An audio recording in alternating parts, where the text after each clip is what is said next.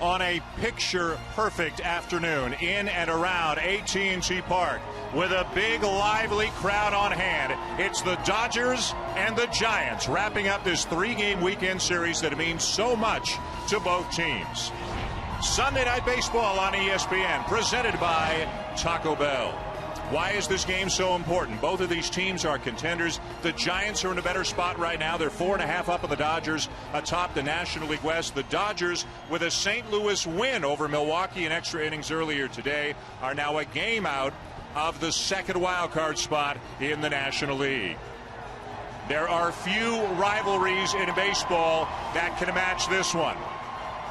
And the Giants are pumped up. They're in first place, and beat LA is the chant of choice right now here in the Bay Area. Hi, everybody. Dan Shulman along with Terry Francona and Oral Hershiser. These two teams are very different. They've gotten here in very different ways. The Giants largely from within with some under-the-radar pickups, and, of course, the Dodgers have revamped the roster in the last few weeks. One team feels they have chemistry. The other's still kind of searching for it right now. Yeah, and even Don Mattingly admitted, he said, with wins will come chemistry. There's a Dodger team that's still feeling their way through it, as opposed to the Giants, where if you look back and you saw Tim Lincecum struggling, Brian Wilson injured, Melky Cabrera disqualified, they've made some under-the-radar moves, and they believed in each other, and they're in first place because of it. The Dodgers will be without Matt Kemp again tonight, out at least for a couple more days. And the news of the day, no Clayton Kershaw tonight. A minor hip issue has pushed him back to Tuesday, so Joe Blanton gets the start. Joe Blanton, a 9-year veteran, used to this pressure, but he likes to pitch in the strike zone. But he has to have quality pitches in that strike zone to be effective. Gives up the home run ball. Maybe this ballpark will help. On the other side, Barry Zito, 3-time All-Star, Cy Young Award winner. But Barry Zito likes to pitch off the edges. If these Dodgers can make him throw it in the strike zone, maybe their offense gets on track, and that will launch them in this National League West race. It's not quite must-win for the Dodgers with 3.5 weeks to go in the season. But again, looking up at the Giants in the West, looking up at the Cardinals in the wild card spot, the Dodgers need to start winning, hoping to take 2 out of 3 in this series from the San Francisco Giants. We're back with baseball right after this.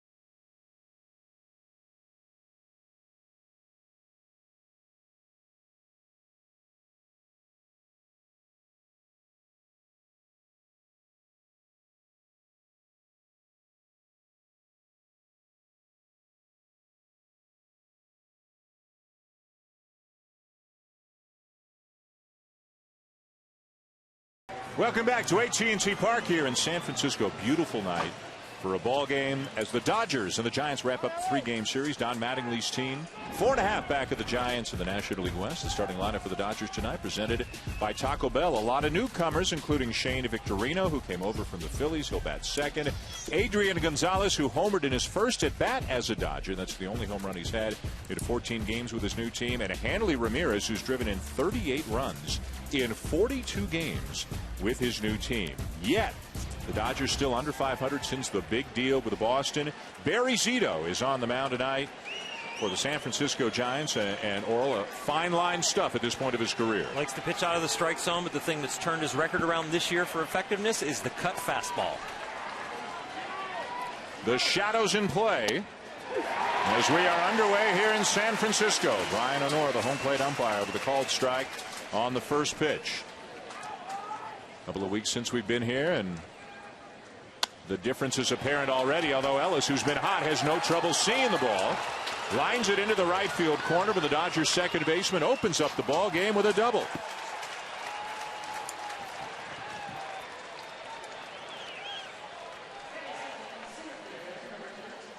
Barry Zito on the mound trying to get off to a hot start. They're trying to win this rubber game of the match right here. A little cut fastball slash slider. When it's a little bigger like that, you'd call it a slider. Ellis does a good job staying inside it, hitting through the shadows down there in the right field corner and leading these Dodgers off with a double. And don't be surprised to see if the Dodgers play for a run early in the game by either the bunt or by Victorino trying to shoot the ball to the right side. Runs are hard to come by, especially in this ballpark. Victorino hitting .250 as a Dodger does show bunt, getting the attention of the corner infielders as he takes a strike. They're pinching Tito. They know that one run is huge, especially with these shadows, and this ballpark plays so big.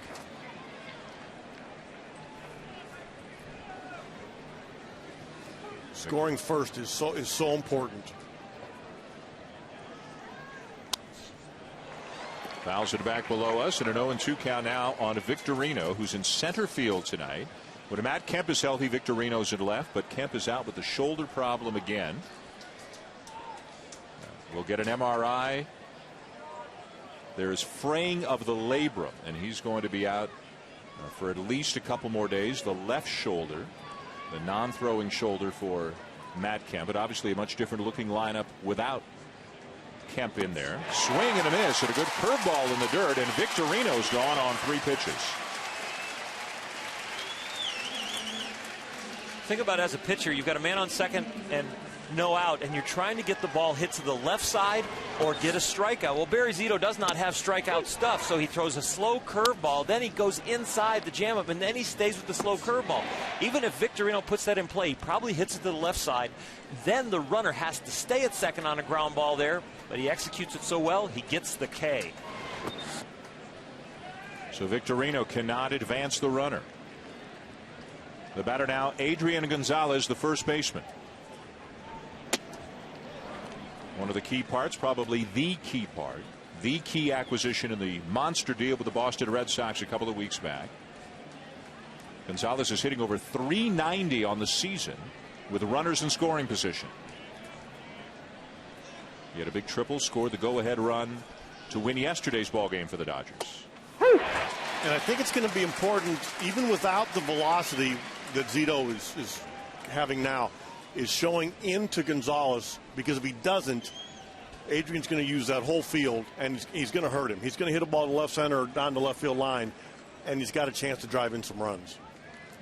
Buster Posey behind the plate for the Giants as the pitch is swung on, and he does go the other way, and he hits it pretty well. Caught on the track by Blanco for out number 2, and Ellis back to second.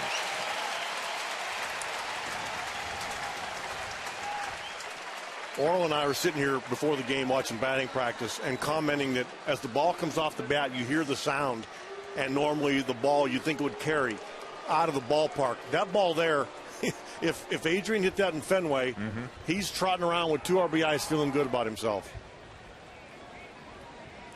The flags here at AT&T Park say the wind is blowing out pretty much from home plate to straightaway center field. But even with that, this is still as tough a hitter's park as there is. The Giants, as an example, have hit only 21 home runs in this park all season. They've hit 61 on the road. The wind might help the hitters tonight. The shadows will not help them early as Hanley Ramirez steps in. And if you hear us bring up the shadows more than once, it's because you can't downplay. I mean, it's there and it's real. This is the time normally when teams are taking batting practice, and players don't even like it then. Big numbers for Ramirez, especially since he came to the Dodgers. A lot of umpires in the house tonight. Shadows are affecting the umpires in the stands. So the batter will see the pitcher and the release of the baseball in the sunlight, but then almost instantly it'll merge into the shadows. As a pitcher, Oral, would you do anything differently because you had the shadows in your favor? You definitely want the ball to change planes. You don't want to leave it up and straight. You want the ball to start at one place, and just like when your vision has to adjust, right then is when you want the ball to change areas. Breaking ball, slider, good sinking fastball. Keep the ball down.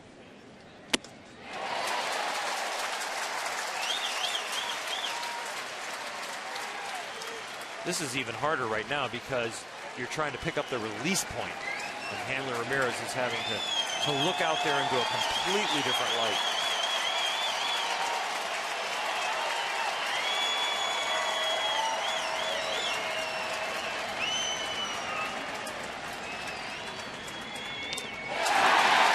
Piece.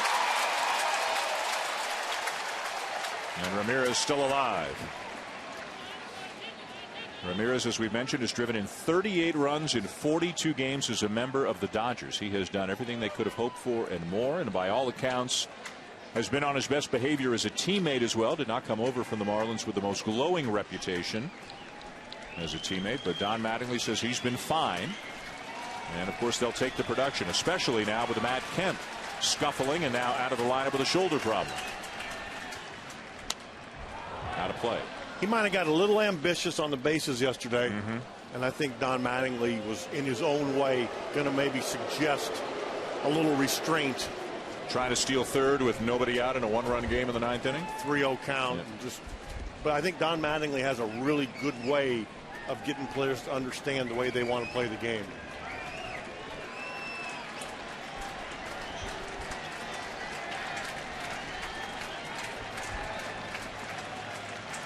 Again, the 2-2. And it misses outside, full count. 87 miles an hour from Zito. That's going to be the top end. That's what he was pitching at in his prime, but now his fastball average is down around 83, 84 miles an hour. You know, everybody remembers the big breaking ball because that's what you see on the strikeouts. But I thought his best pitch was his changeup. And now with the reduced velocity, it's made it harder on his changeup. Gets Ramirez looking to get out of it. The leadoff double is stranded by the Dodgers in the top of the first.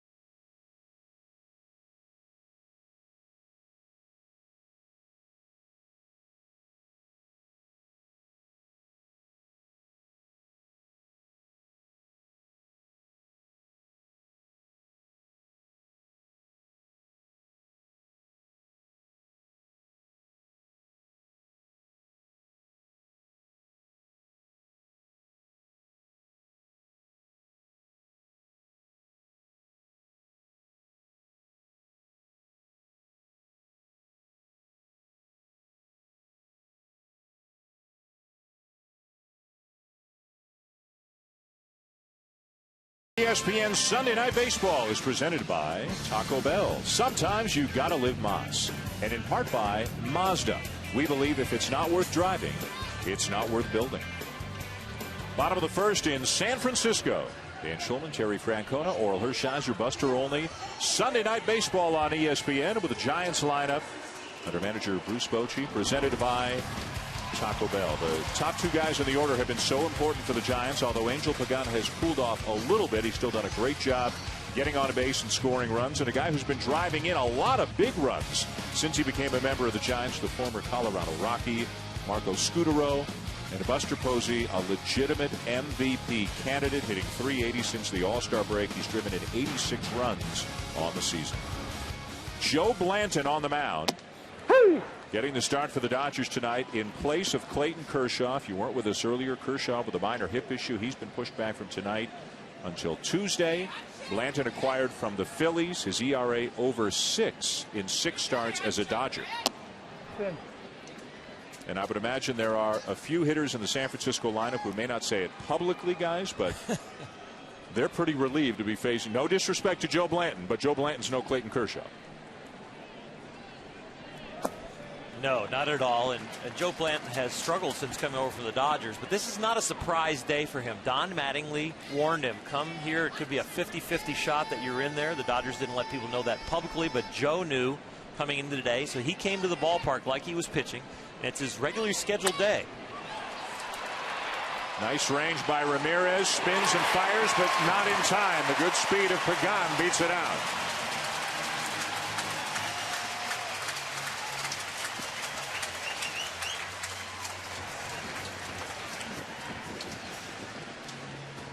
And we see Hanley Ramirez range far to his left. And he just couldn't quite get it out of his glove, and that's why Pagan beat it out. And don't be surprised at all if Bruce Bochy goes right to a hit and run, a bunt, anything to try to manufacture a run.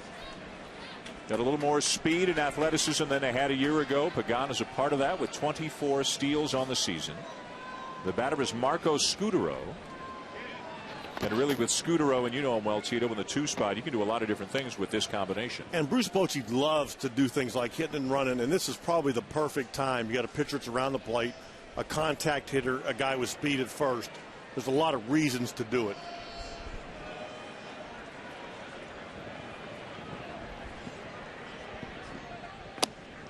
And a strike.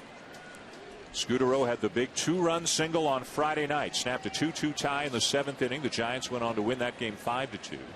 The Dodgers bounced back with a 3-2 win yesterday. Scutaro solidifying not only the 2 spot in the batting order, but second to base as well for the Giants.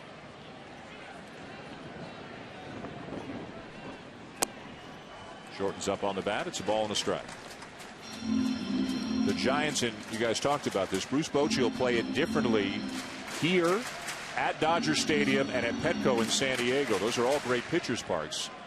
He's not thinking about playing small ball in Colorado or in Arizona, but at home and in other pitchers' parks, they'll play things a little bit differently, even in the first inning. Runner going, swing and a miss, throw down on a bounce, not in time.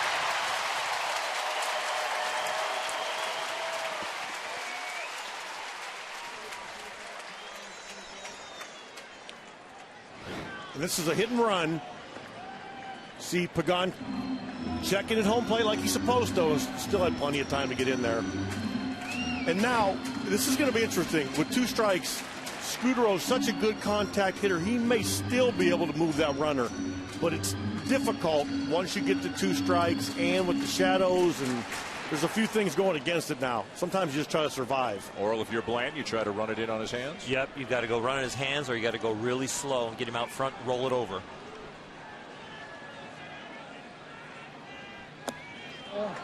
The one thing in his favor is that Joe Blanton doesn't really have anything that's intimidating. That you have a guy that likes to throw strikes. Not one pitch in his arsenal is something that really makes a hitter shake in his boots. So really the elements are what's going to keep Scutaro from trying to really block the ball over to the right side. You can see how good Scutaro has been with 2 strikes on him. Again, a contact hitter. Knows what his job is in this kind of a situation. shadowy image of Joe Blanton comes set. And the 2-2. And a ground ball to the right side to get the job done and move the runner.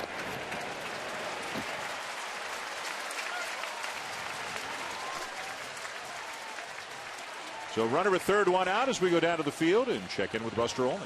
Dan, you mentioned Clayton Kershaw's scratch from his start tonight. He met with reporters before the game and made it clear that he was not happy that he is not starting this game. He said he would have liked to have started the game. He was respectful of the decision, and he talked about, hey, no matter what happens, either way, I'm going to get 5 starts for the rest of the season. And he did say Don Mattingly was in a really difficult position in terms of scratching. But he came to the park today thinking he was going to convince Mattingly he could start. And Don Mattingly told us, Clayton's ticked at me. He said he is upset that he's not starting, but he's expected to start Tuesday. As Pablo Sandoval does something he didn't do yesterday. Takes a pitch. 4 at-bats yesterday, swung at the first pitch 4 times. 1 hit, made 3 outs. Sandoval said, quote, they were the kinds of pitches I was looking to hit.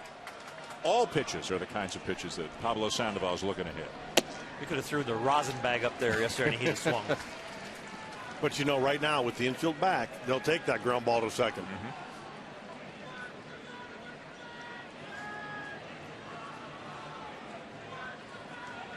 The Dodgers had a runner at second, nobody out in the top half, couldn't score.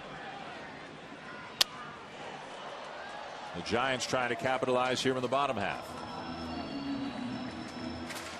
Sandoval spending a lot of time on the DL this year. Has had a recurring hamstring problem. They've been without Brian Wilson all season. Tim Lincecum has had an extremely subpar year for him. It's not like it's all been easy for the Giants this year, but they find themselves in first place here in the month of September.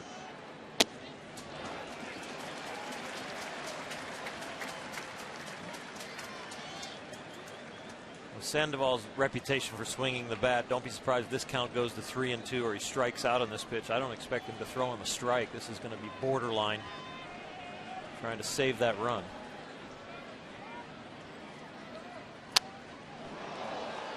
Breaking ball sent foul off to the left. One of the reasons why the Giants have played well, even in the absence of Melky Cabrera, another thing that they went through. First half of the year, they were awful, hitting with runners in scoring position, and then it's like they flipped a switch, guys, and they've been the best in baseball since the All-Star break. That's why they're scoring more runs.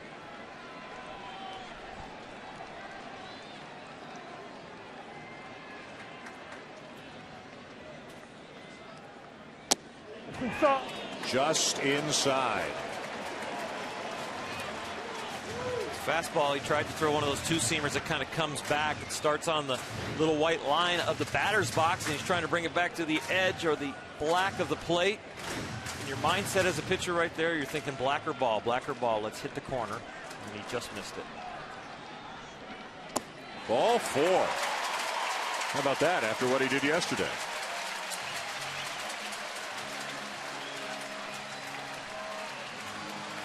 And now the guy who's done everything for the Giants, especially in the second half, just about everything except maybe run for president, Buster Posey. Third-year catchers suffered that devastating ankle and leg injury last year and has come back with a vengeance this year. Definitely one of the leading candidates for MVP in the National League. Got a chance to do some damage with runners at first and third and only 1 out.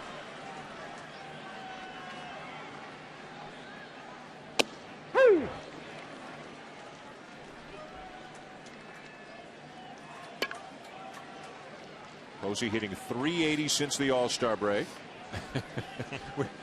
It's a bit of a theme developing here. He could be mayor, we know that. Foul ball.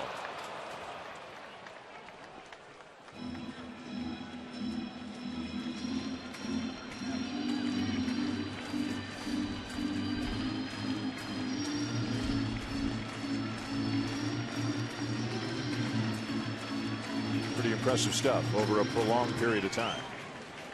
And you're talking about it at a position where normally guys wear down. He's getting stronger. And they do get the opportunity to put him at first base every now and again. rest his legs a little bit, although he prefers to catch. 0-2. And it is strike three called over the outside corner, 2 down.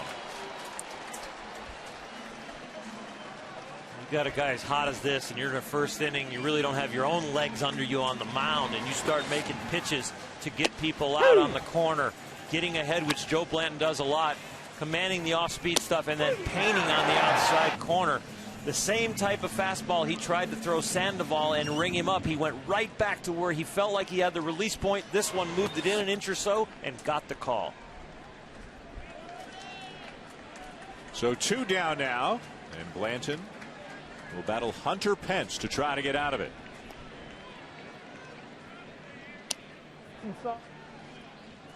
Former Phillies, former teammates. Pence starting to come around. As you can see, he has swung the bat better. He was really cold when he first got to San Francisco. He started to pick it up, and he has been driving in some runs for the Giants.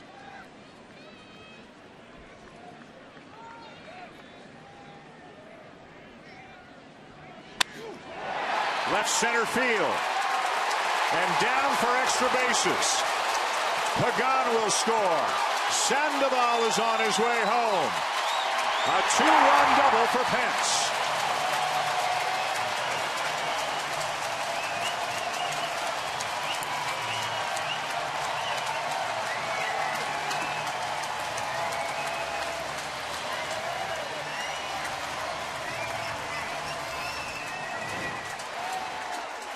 Joe Blanton executed some pitches to set up getting out of the inning, but right here this fastball is up to Pence and he just labels it. And I'll tell you what, Pence went all out at the plate. He has a tendency to go drop to a knee, and he almost dropped all the way down on that one, just caught it an inch. Some odd hitting mechanics, but very effective right there. Got a little Adrian Beltre in him. RBIs number 86 and 87 for Pence. 2-0 Giants, bottom of the first. And the crowd alive here in San Francisco. September, pennant race. Dodgers here. A hot hitter in Brandon Belt now. The first baseman hitting .272. And hitting over .350 since the 1st of August. A guy, Tito, who has shown sporadic power, but the Giants still feel that's the next step. There's more to come. They sure do, and they feel like when he's in the lineup, they're a lot more athletic. He can run, he can defend, and they think there's a lot more left in that bat. They actually, on Friday night, when Posey was at first, put Belt out in left field for the first time this year, something that he did for a few weeks last season, but they want to try to keep his bat in the lineup whenever they can. Bruce Bochy, as much as just about anybody, between the bench, moving people around, interchangeable parts, multiple guys doing multiple jobs in the bullpen, he gets the most out of his people. Foul it off at the plate.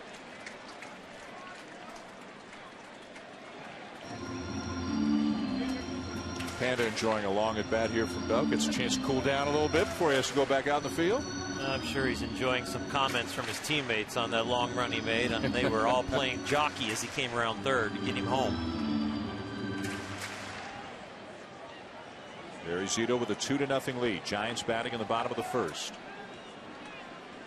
Pence at second, 2 down. Blanton about to throw his 26th pitch of the inning. Missed up and away with a changeup. It's a lot different than having Clayton Kershaw on the mound, I'll tell you. He has just been a giant killer throughout his career. Dodgers having to battle through the emotion of their ace going down for a few days, and now falling behind 2-0. And again, if you're just joining us or weren't with us a few minutes ago, Kershaw on Friday, when the Dodgers got here, felt something in his hip.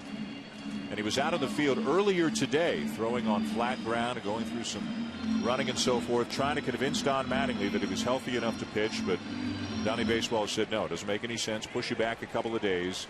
They still, if everything goes according to plan, will have him available to start the first game against the Giants in the last series of the season.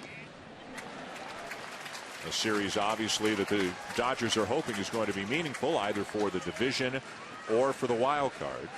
The Dodgers right now 4.5 back to the National League West, finishing the season against the Giants. The Dodgers a game back of the Cardinals for the wild card spot, and they will host the Cardinals for 4 games beginning later this week.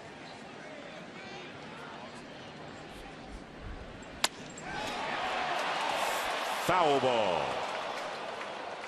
Yeah, we took a look at those standings, and the Giant fans and the Giants really feel like this is the game to step on the Dodgers' neck, to really put them out. When you're 4.5 and you can make it 5.5, this is a 2-game swing today. So these fans are on edge like this is a playoff game, and this is where you get rid of your rival.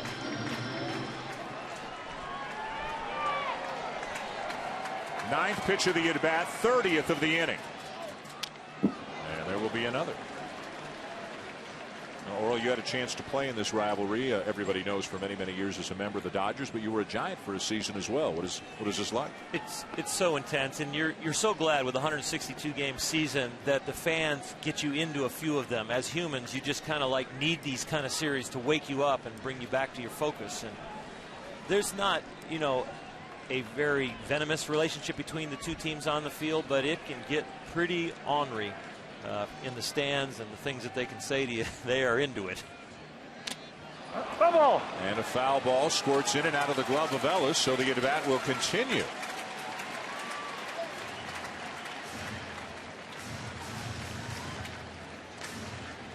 I read Buster Olney's blog today, and they say, the 2 things you can't do here.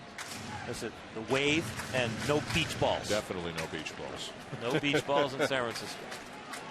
Windsurfing.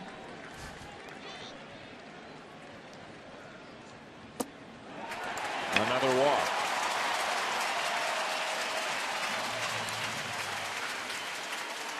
I'll tell you what, the Giants may not score another run this inning, but if Joe Blanton comes out an inning early, remember that at bat. That was a tremendous at bat. And Ellis out probably just to give Blanton a breather. With the belt at first. Pence, who's driven in the runs, out at second. Rick Honeycutt, Don Mattingly looking on with some concern, as Blanton was out in front of him 1 and 2, but eventually walked him with Belt fouling off a number of pitches in the at-bat.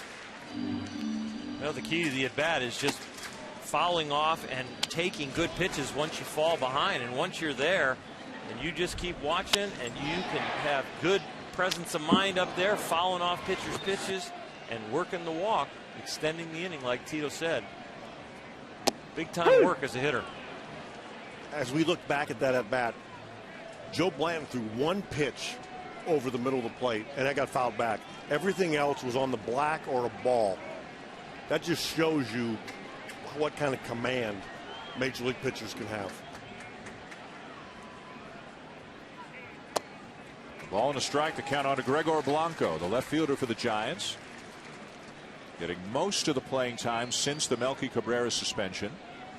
Blanco has some speed, good defensive player, doesn't hit a whole lot, 238, 5 home runs on the season.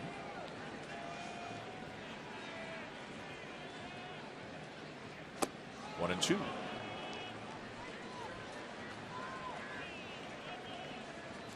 With the length of this inning, Blanton and the Dodgers have gotten rid of the shadows almost. You could still have a little glare out there in center field in the hitter's batter's eye, but you don't want to give up 2 runs and lose the shadow. And the inning is finally over. But not before the Giants strike first. A 2-run double by Hunter Pence. Driving in Pagan and Sandoval, and the Giants have the early lead.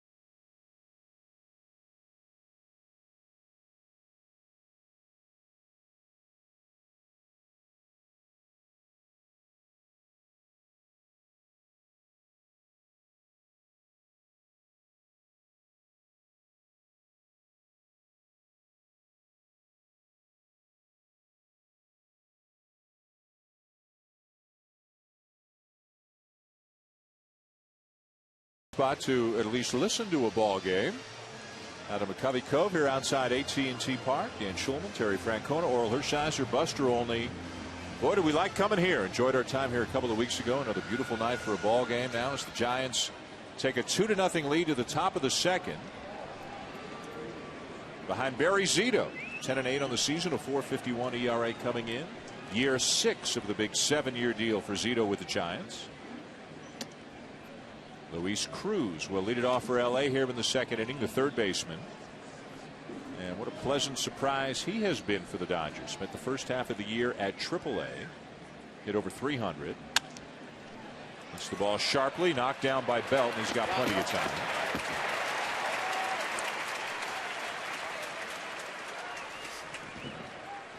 It's so easy to take advantage of it when the pitcher's in the light and the hitter's in the dark. If you can locate the ball, and Barry Zito did that in the first inning, pitching backwards a lot with breaking balls and sliders. You saw the light in his hand and then the dark as the ball traveled into Hanley Ramirez.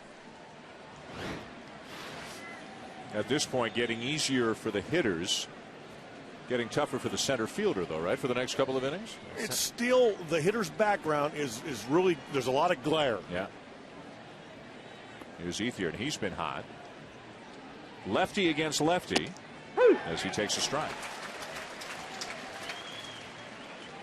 When everybody's healthy, the 3-4-5-6 for the Dodgers, Adrian Gonzalez, Hanley Ramirez will probably camp fourth. Hanley Ramirez, and then Andre Ethier.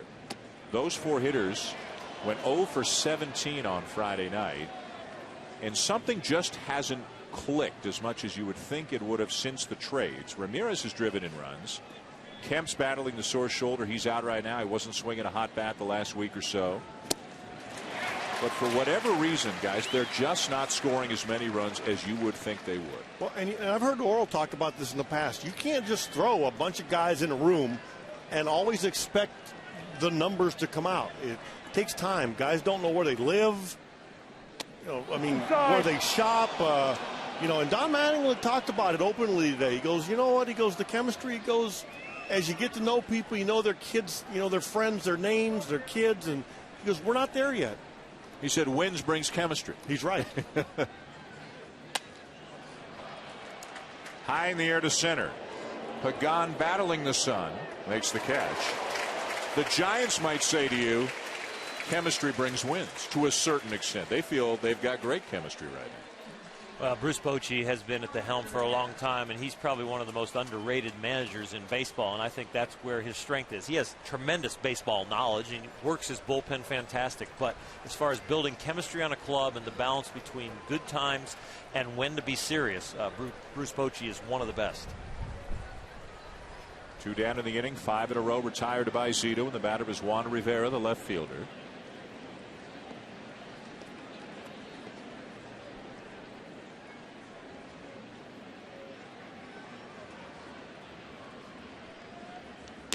Up and away, ball 1. The Dodgers, you saw, just 6-8 since they made the trade with Boston. Some people expected more. The Giants 14-8 since the suspension of Melky Cabrera, who hit .346 this season. Yet other guys have picked it up. They've kind of rallied around each other. Scudero's done a great job.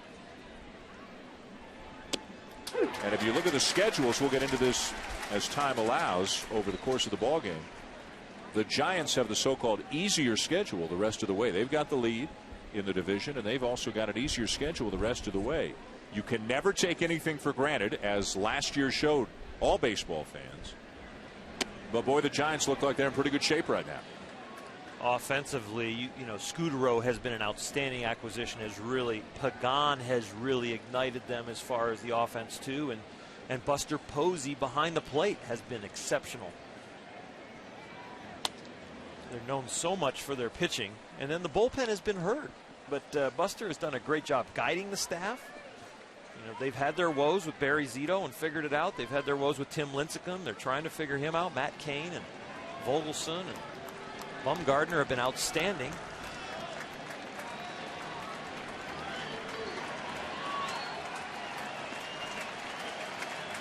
Two on the way.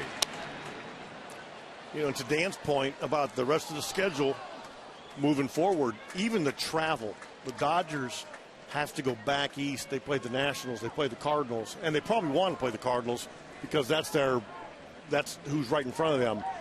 But they definitely have a rougher road the last 21.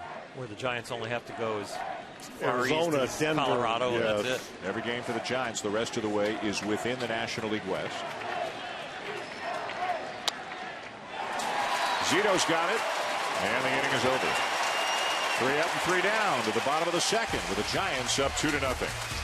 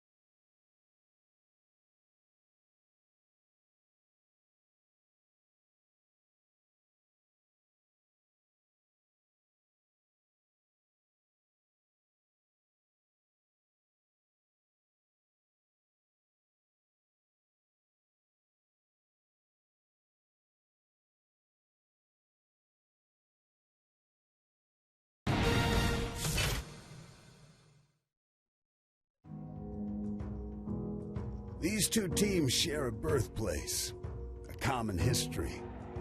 They spent their youth together. They moved west together. But there, the comparisons stop. Where one settled in Tinseltown, the other chose the city. SoCal versus NorCal. These teams, these towns, they don't share much anymore. One thing they do share: the same dream. And they are both in the hunt to be playing in October this year. The Giants and the Dodgers, with the Giants leading the division and leading the ball game here tonight. 2-0 as we go to the bottom of the second. Shortstop Brandon Crawford leading it off against right-hander Joe Blanton.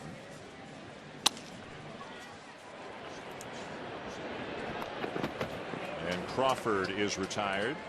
One down. These two teams go way back, and I mean way back, into the 1800s when both of them played in New York as the Brooklyn Dodgers and the New York Giants. The Giants with a few more wins. Each team has won 6 World Series championships. Only the Cubs and Pirates have played more in the history of baseball than the Dodgers and Giants. And when you talk about the game's great rivalries, Yankees and Red Sox gets mentioned all the time. Cubs and Cardinals gets mentioned all the time. One thing that might separate this rivalry from the others, it's been more even between the two franchises than either Cubs and Cardinals or Yankees and Red Sox have been over the long history of the rivalries. Each of these teams has had their moments in the sun. Barry Zito, the batter. And you can also say that arguably the most famous moment in baseball history happened between these two teams. 1951, the shot heard around the world. Bobby Thompson in Game 3 of the 2 out of 3 playoff to win the National League pennant and send the Giants on to the World Series. We heard that this morning in our meeting. Every time I hear that, I can't get enough of it. I think it's great. Giants were 13.5 back in August of 51, caught the Dodgers, wound up at a tie, 2 out of 3 playoff, and Bobby Thompson off Ralph Branca with the home run. And you're right, the Giants win the pennant over and over and over again. I mean, that came out of nowhere this morning, and it's just it's baseball. Yeah. That's great. And they've had great moments. 82, 93. Sometimes the two teams both in contention, or sometimes one team playing spoiler against the other. And when it's in the same division, it's always like that. The last weekend of the season, you're playing against each other. Somebody has something at stake, and this year both teams have something at stake. So when you were a Dodger and the Giants were coming up on the schedule, did Tommy say anything different? Was it a bigger game? Yeah, it's always a little bit more motivational speech, and if we've been going bad, Tommy made sure he had a meeting right before those games. And I'll tell you what, even sometimes Fred Clare would come down, Peter O'Malley would be around, and there's always that sense that this is a little bigger when everybody is showing up for the games. Line to first and caught by a leaping Adrian Gonzalez. Pagano retired, and the Giants go in order in the bottom of the second.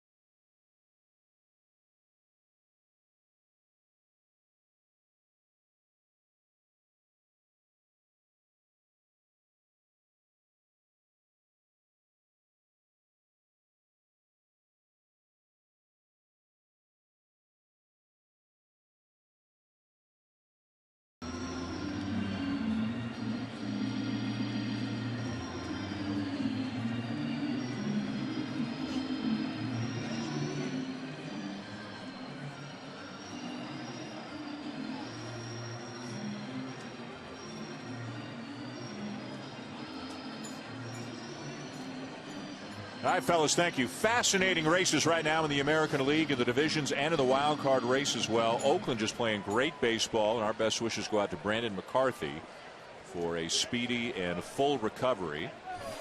Now, Baltimore losing today to the Yankees. Tampa Bay winning. The Angels winning again. They're hot. The Tigers are reeling right now, falling out of the wild card race, a couple of games back of the White Sox in the American League Central. A.J. Ellis leading off the third for the Dodgers, who are down 2-0. And a strike by Zito. It's quickly 0-2. Next weekend, it begins on Friday. Baltimore is at Oakland. That is not a series. Back in March, you would have circled and said that's going to be a big one. But that's going to be a big one between two surprise teams, for lack of a better word, who are playing some pretty good baseball in spite of Baltimore losing today to the Yankees, and both of them in the hunt for a playoff spot.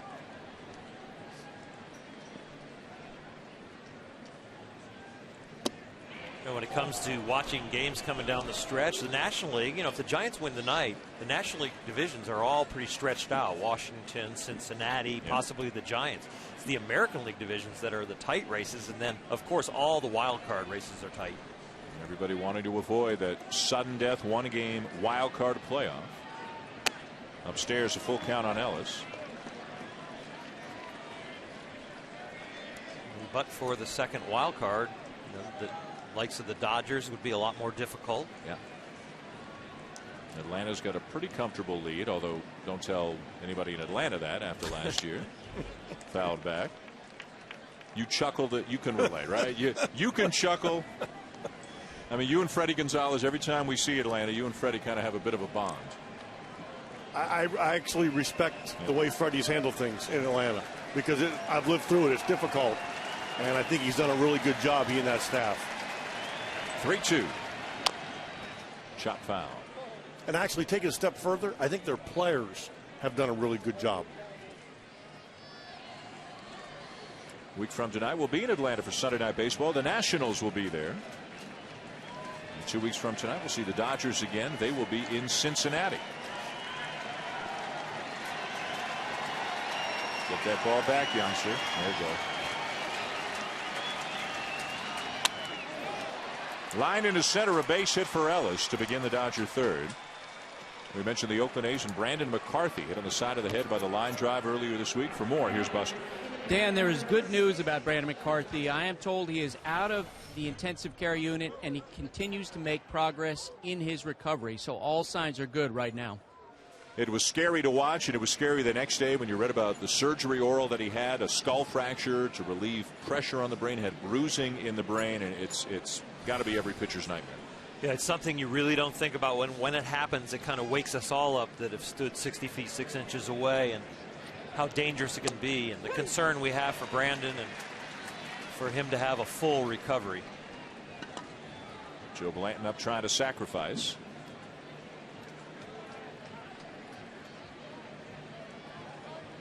You were never hit in the head by a line drive in your big league career, were you? No, a couple line drives to the leg, I think one to the hip, but never up above the shoulders. 0-2, an awkward looking attempt by Blanton. That won't be appearing on any Little League how-to videos. I was going to say, I was going to go out on a limb and say that that's not going to be on the next video showing people how to bunt. The only thing good about that is he had the Michael Jordan tongue out like he could do it. Well, might be lucky he missed it. It might have hit him in the hand. And he's going to be asked to do it again with 2 strikes. And he gets it down. But they're going to go for the lead runner and get him. Safe at first is Blanton. Fielder's choice. And Bruce Bochy talked about how Brandon Belt makes them more athletic, how he continues to progress, and to make this play as a young player, this is an aggressive play, to not just say, oh yeah, we'll just take the one, they're sacrificing. No, I'm going to go for the aggressive out at second. That's a sweet play.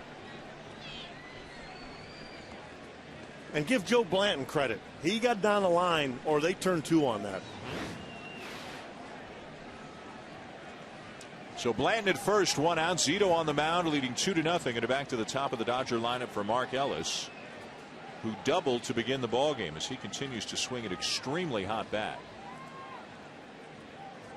Ellis is 13 for 29 in his last 7 games, and with all the hoopla surrounding Kemp's injuries and the Boston trade and all the other moves the Dodger made, boy, did they miss this guy when he was out. You know what? He's been a good pro for a long time, and it just continues to get better. He keeps his production as he ages, but he just learned how to be a good pro. You got a couple of managers here who had concerns about second base, and boy, did they fill them with professional ball players in Mark Ellis and Marco Scutaro. They don't come out of their games. They they keep their swing short. They understand what the pitcher's trying to do them. They understand what is called upon for them to do. And when they catch the ball in the field, they make the routine plays. They don't over try and throw balls away. That constant is a huge benefit to a ball club. Fly ball into left field. Blanco 2 down.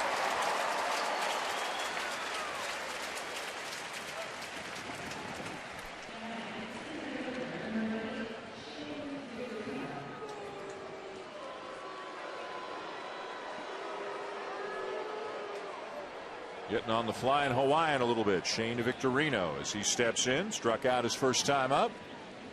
Victorino a free agent at the end of the year, and he gets the deal. Carl Crawford's now a Dodger. He'll be back next year, so Victorino will Be playing elsewhere next season, but doing what he can to help the Dodgers make the playoffs this year. Shane Victorino's always been the kind of player that brings a lot of energy to a team, but now when you're really kind of playing for a contract, knowing where you're not going to be, here with LA, it's got to be a little anxious for him. I think you see it a little bit in his game. Some of the over-trying and just the anxiety of the day of not only do I want our team to win, I'll come over here, but I want to produce because this is my chance to really make an impact and keep my resume intact so I can get that deal at the end of the year. Guys assuming different roles than they had on their previous teams, either offensively or defensively, and everybody trying to fit in and work as a unit really quickly right now for the Dodgers. Mixed results so far. It's one of those pitches when it's borderline inside and you threw it starting over the plate and breaking it towards the corner. You just think it's got to catch some of the plate. K-Zone says no. Brian Honora says no. I think that little half turn Honora has is faking out some of the fans too, thinking he might go up with the right arm. That look at K-Zone brought to you by Firestone.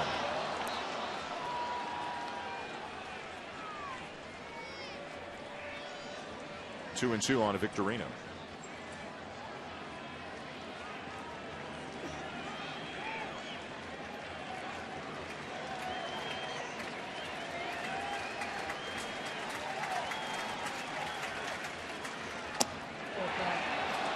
Outside, Brian Honora said, and it was close.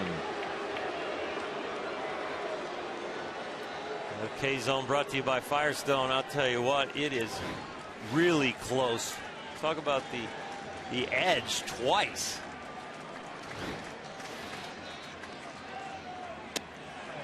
And high for ball four.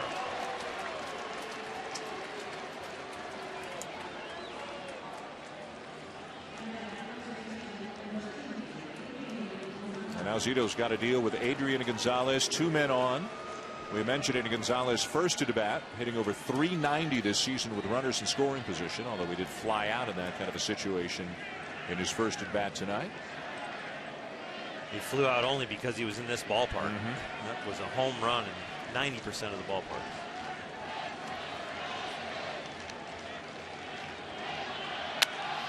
This is the guy, really, when you analyze the trade with Boston, Tito. Beckett's not pitching as well as he used to, and he's replacing Billingsley, in effect now, who had been pitching very well. Crawford's out for the season. Punto's a utility player. This is really the key part of the trade. This is your middle of the order bat, and this is the guy again. They made this trade not only for the present but for the future. But Adrian Gonzalez is definitely for the present.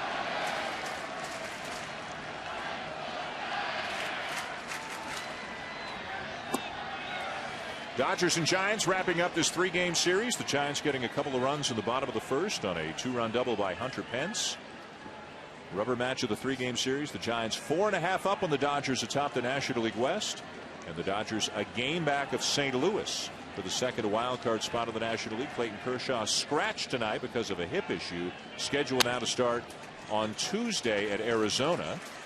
And still, if all goes according to plan, to be available for the first game of the season-ending series between the Giants and Dodgers down at Dodger Stadium.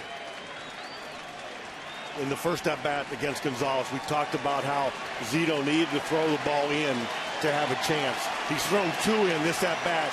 At least it gives him a chance. Again, he doesn't have the velocity to throw the ball by Gonzalez, but he should open up the plate a little bit just by throwing the ball in. And Adrian's given a little respect in there. He's slightly opened up the front shoulder and a little bit of his stance when he gets in the box, giving him a little more room. Zito was definitely convinced that he can hit the ball away after the first at bat when he drove that ball deep to left center.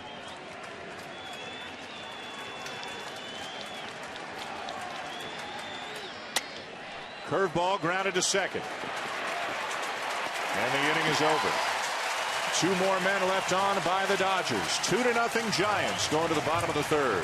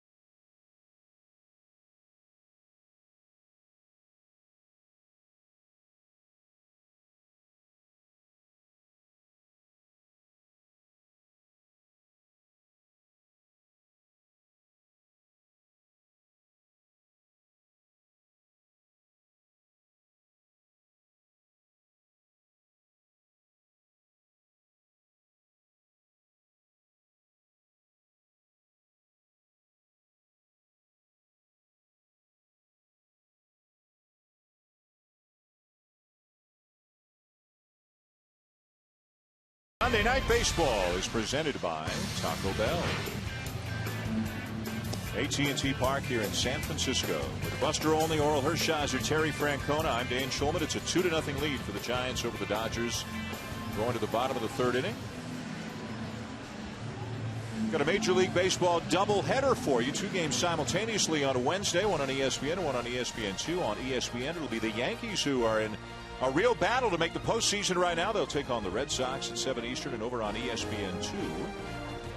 Another game of extreme importance. 2 more American League East teams and 2 more contenders, the Rays and the Orioles. Major League action coming your way on both networks Wednesday at 7 Eastern. The Yankees, Orioles, and Rays separated by 2 games right now.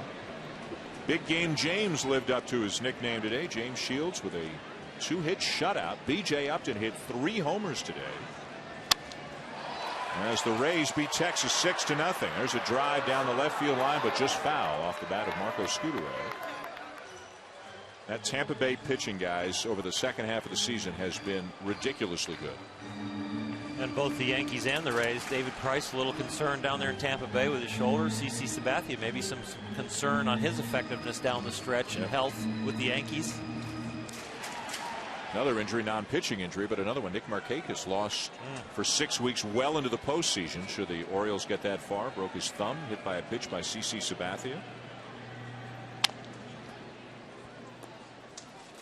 Mark Teixeira for the Yankees, the calf acting up again, out at least a few days. And Joe Girardi saying, depending on the results of the MRI, he could be done for the regular season. The Yankees unhappy about that, and also that call didn't go their way because he was clearly safe, and that would have tied the game. He was just a couple days back from a calf injury that got re-aggravated there. Sinking liner is caught by Victorino. Tough play without the sun, and Victorino did a great job to stay with that one. And you can tell by the way Shane Victorino goes after this ball just how difficult this is. He's battling. Look, you can see he's battling the whole way. He lost that ball for a minute. And I guarantee you, when he felt that ball in the leather, that was a sense of relief. He runs a lot of good routes out there, and he can fight. And that energy we talked about earlier, that is so good on defense. He never lets up. The glare and the sunlight that Victorino's dealing with out in center as Sandoval takes a stride. There's nothing worse as an outfielder than when you're in your pre-pitch setup and you already have the glove up keeping the sun out of your eyes. That's a bad feeling. It slows you down a step or two, right? You got to get your arm right down there where you're running, and you get that late jump.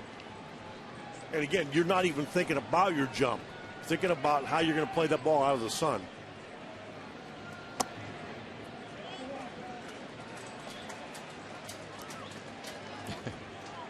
It's affecting the fans too. Look, they're the same thing.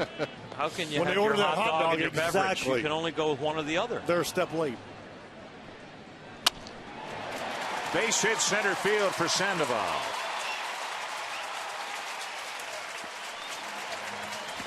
Panda with a productive night, walked and scored in the first. Now a base hit, setting the stage for Buster Posey.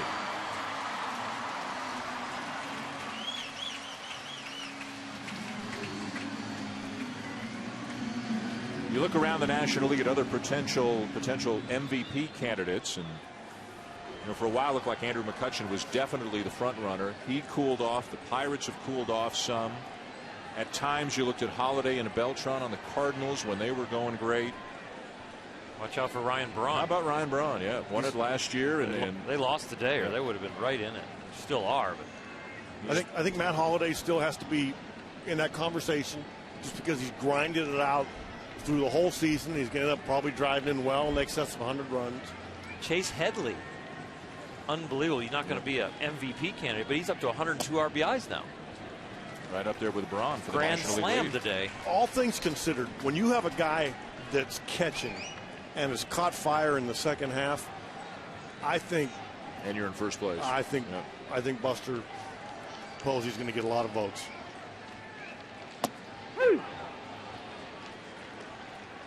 Threw out 3 runners yesterday, too. Bruce Bochy saying he throws a lot better than he gets credit for. Here are some of the MVP candidates in the National League. Braun at 100 RBIs. Headley passed him for the National League lead today.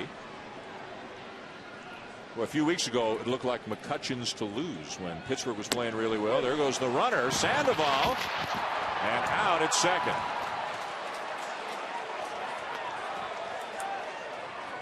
Tito, your thoughts? I got a couple. One, there probably was a missed sign. I don't think you'd hit and run with Buster Posey hitting. I have a feeling Pablo Sandoval thought he saw something that wasn't there. Not the fleetest of foot guy, and he really barely needs landing gear when he hits the dirt there. It's really more like a landing stop. And Bruce Bochy made a point of even telling us today, for the guys that have extra base power, and Buster Posey is certainly that, he doesn't have his guys running a whole lot.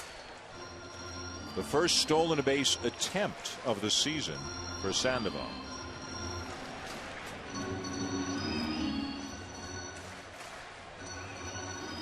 If there was a missed sign, would somebody be going over and talking to him right now? Not necessarily, because I don't think you want the other team to. I mean, other coaches watch for things like that. Yep. The last thing you do is do it right away. You wait an inning, half inning.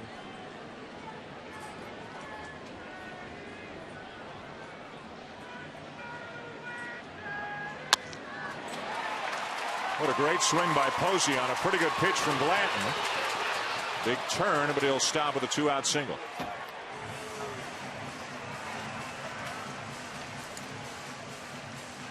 Buster blew a tire coming around first there. His shin guard fell apart, but I'll tell you what, he reaches out across. And when he had this huge second half going, when he got it going, that's the type of pitch he's been hitting better in the second half. The fastball away is the pitch he's now covering that has really elevated his average and his production in this second half. And don't think that attempted stolen base isn't huge now, because it would have been first and third with 1 out as opposed to a runner on first and 2 outs. Pence, who doubled in a couple in the first inning. This is a long fly ball that carries all the way to the warning track to right. And that'll end the inning. Man left on at the end of 3. The Giants still have the lead.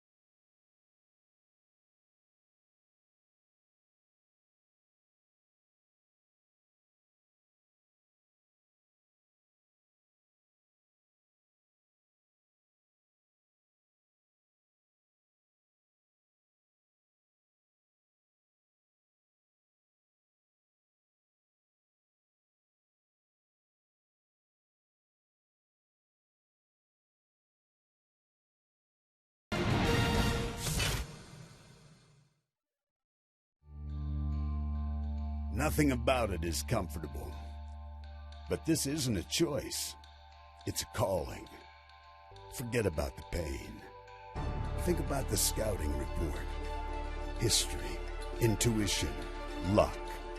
There's a lot riding on this one pitch, this one batter, this one game. It all starts right here.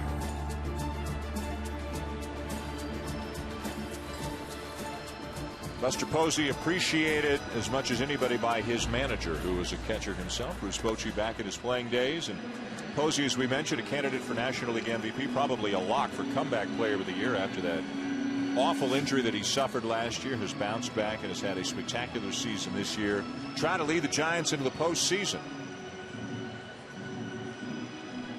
Guys, what about the value? It's not just the numbers with a catcher. What about some of the intangibles that a good catcher brings to a ball club? How about just running the pitching staff? I mean, that's why I think the fact that he's putting up these offensive numbers makes it's even more difficult because he has the responsibility of babysitting that pitching staff.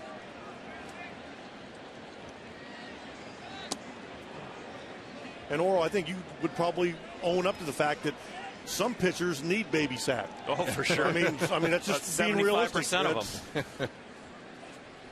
And the other time that you're glad to have two good brains back there, the catcher and a pitcher that's smart that can think through a game. But when you don't have two, it's good to have one behind the plate. And what kind of stuff are we talking about? Looking at video together, being a psychologist out on the mound? What kind of things you mean? Everything. Yeah. He's not just working with one guy. He's working with a staff of 10, 11, 12 guys. And then you've got the different things of 17 to 23 pitchers possibly during the year with the call-ups, different things with injuries. Every guy's stuff, how to apply it to the hitter, how to apply it to the situation. If you have a catcher that understands that if your team is shaking hands when the game is over, that he did his job, you're way ahead of the curve. Well, you had Jason Varitek as your catcher for many years in Boston. And that's the best example that I could ever come. And you had Mike Scioscia as your catcher for many years with the Dodgers. For a long time. And a strike as he goes around 2-2. How much communication is there between the catcher and the manager, or the catcher and the pitching coach on a daily basis?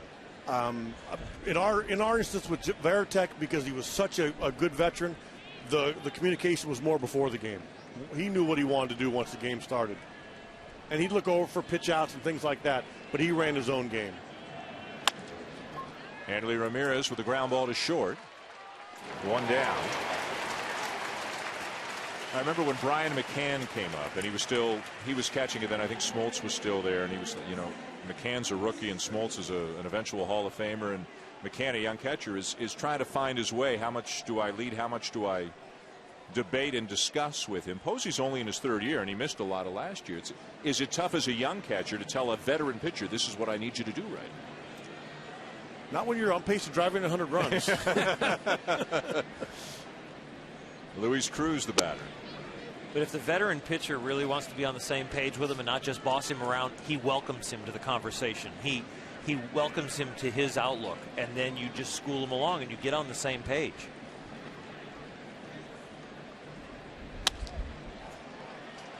Pops him up in a shallow right. 2 down. When you're behind the plate and you're a veteran pitcher or even a rookie, you've given the signals, you're locating the glove. You've got to know which pitcher wants the glove on the plate, off the plate, half on, half off. Buster, hey, I want you to hit the dirt when I get way ahead. Learning how to work the umpires and turn around and talk to them. There's a lot going on there that you're responsible for. Andre Ethier, the batter.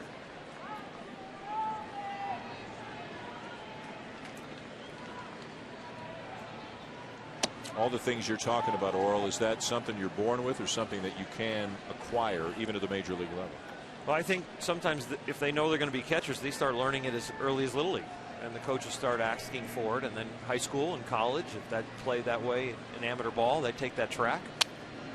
Some are quiet leaders. Some are very boisterous. At times we would call Mike Scioscia Mike Sociable. He came to the mound so much.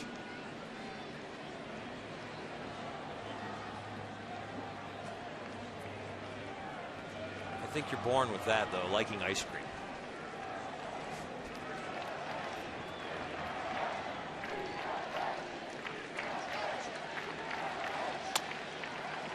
Now, Buster Posey was not a catcher. No, he's a shortstop. Right? Shortstop in college, so relatively late he's been acquiring all these skills he's putting to use now. But he played at another team leadership position, which probably made it easy for him to really, express his opinion. He'd already been doing some instruction out there and leading the infield. I think that was at Florida State. Yep.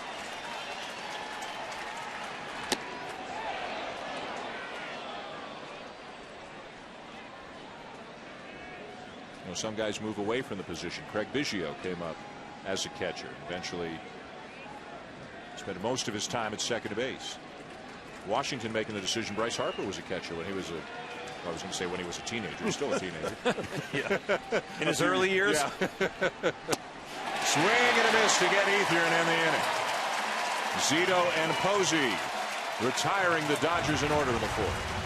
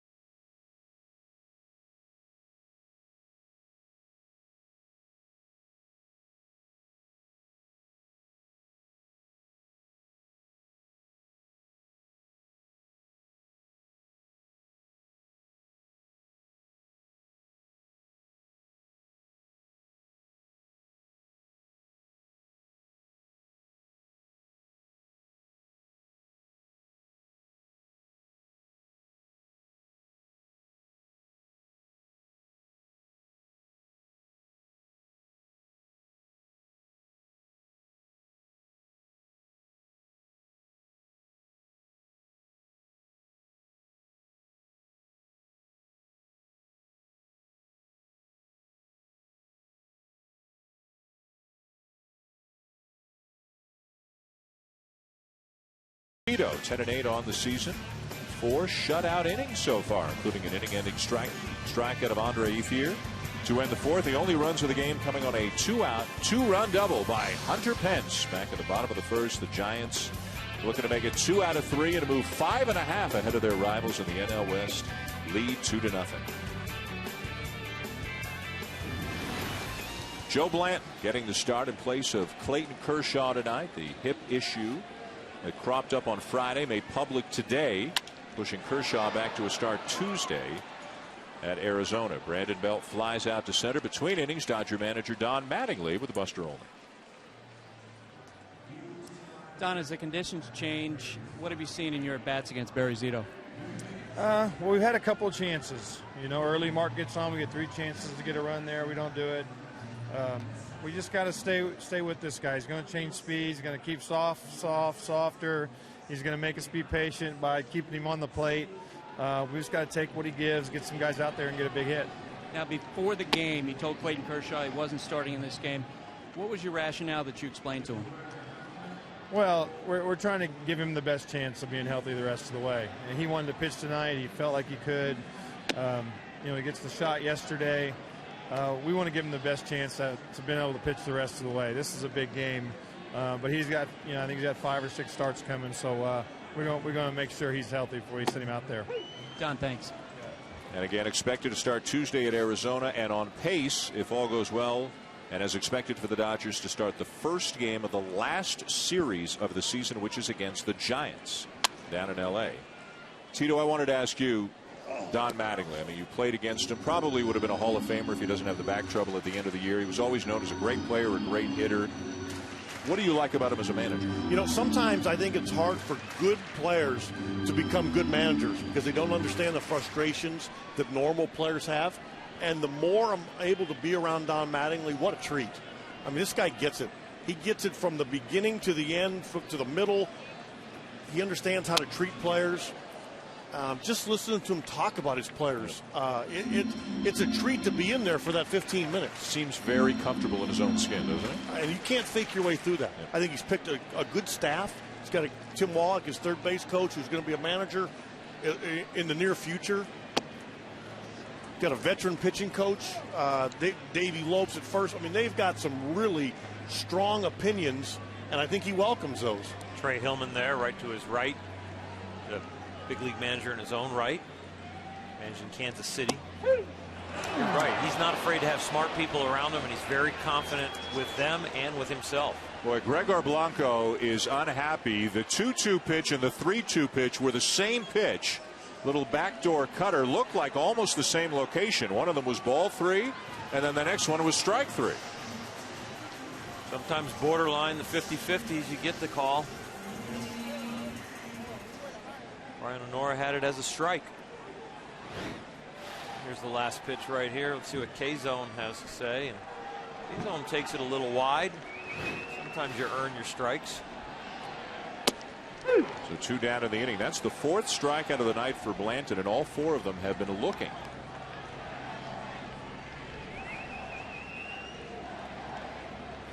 Two down in the inning. Shortstop Brandon Crawford is up. No. Starting to hear a chant, faint but gaining in steam a little bit right now, of beat LA. You know, being in the American League and on the East Coast for so long, haven't had a chance to see this much.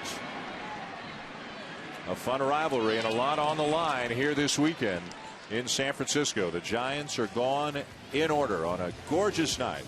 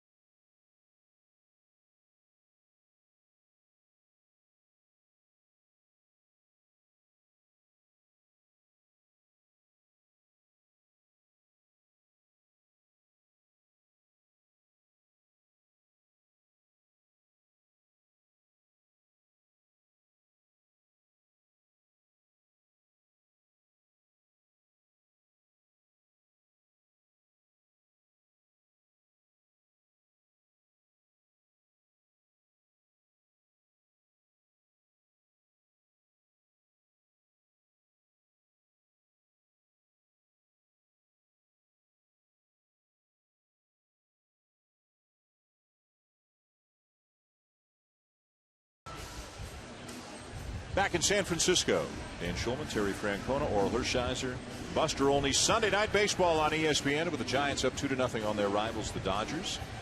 The Giants 4.5 up on the Dodgers atop the National League West, and it's been a good start so far for Barry Zito, looking for win number 11. Given up just 2 hits through 4 innings. He has walked 1 and struck out 3, facing the bottom third of the order here in the 5th. Juan Rivera, A.J. Ellis, and Joe Blanton. Rivera tapped back to the mound his first time up.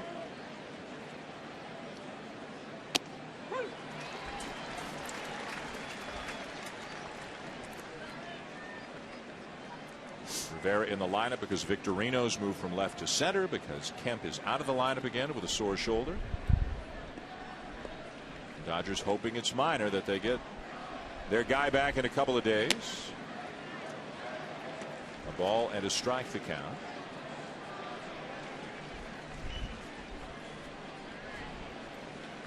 Zito trying to finish with a winning record for the first time in his tenure as a Giant, and this is his 6th year with San Francisco. Good curveball, 1-2. That's something he always has had. For a long time. Won a Cy Young Award 10 years ago, 2002, 23-5 as a member of the Oakland A's.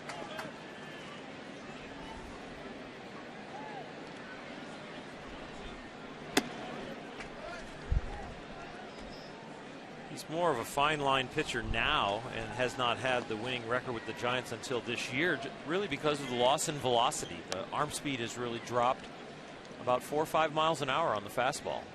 Changes the changeup differential, changes that curveball. Instead of a hammer, it's more of kind of an ephus, but it still has a sharp break. But to his credit, he hasn't ever made excuses. Nope. And he's continued to work. That's kind of endeared himself to his teammates and I know the coaching staff.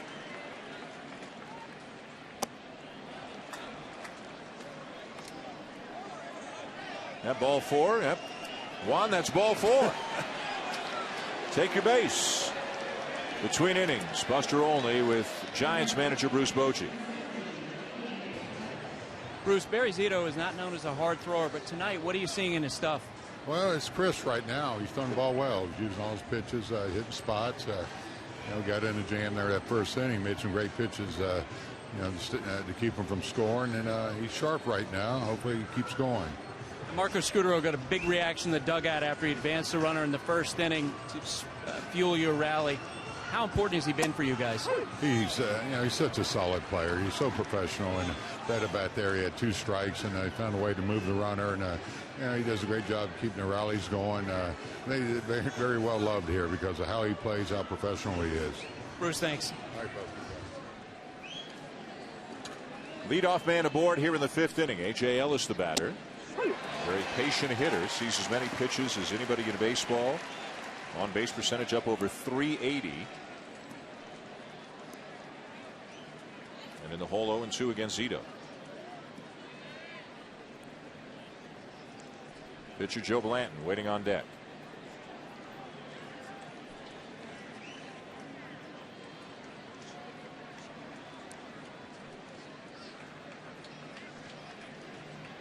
Up and away. Tito, you were a coach with Oakland 2003, the year after Barry Zito won the Cy Young Award. What do you remember about him from back then? I remember my first conversation with Ken Maka. He told me, we were talking about those pitching staff, and he said Barry Zito's number 3, and I laughed at him. And then I sat there for a year and watched Mulder and Hudson. Chopper left side, underhanded by Sandoval, on to first, not in time. They get the lead runner and nearly the double play. You know, it's an interesting way of going about it, but he actually got the ball there pretty quick. I mean, he started to travel with it, and he got rid of it before the referee blew the whistle, and I actually think he got it there probably as quick as he was going to. I don't know if I'm a second baseman. I'm not feeling real good about that incoming throw.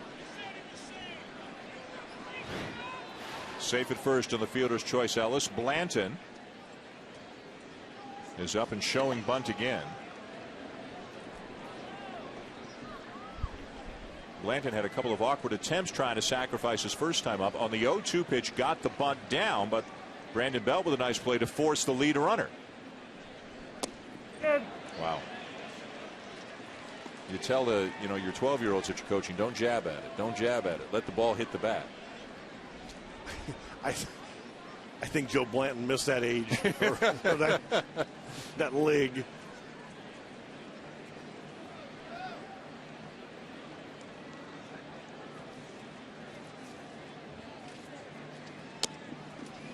And this is a guy that's got to be about as comfortable to turn around and square around with Barry Zito. Now, he might make you miss with the breaking ball, but he doesn't strike a lot of fear because he throws the ball over the plate and doesn't throw very hard. He does have 6 sacrifices on the season. Brandon Belt will cheat off first base there, and he'll know when Zito's coming to first or going home, so he can get in there close. So there are set plays that Belt knows when Zito possibly is coming to first, and then he knows when he can get a head start and crash the hitter Blanton.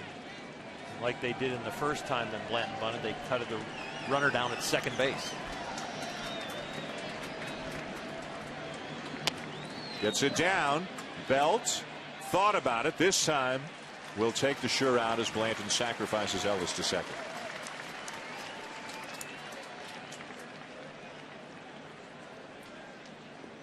Almost identical, just didn't bunt this one quite as hard. And Belt did a good job of giving it a look, but realizing that A.J. Ellis just was too close to chance it and took the sure out. So A.J. Ellis at second, and Mark Ellis, no relation, will be the batter. Mark Ellis has doubled and flied out.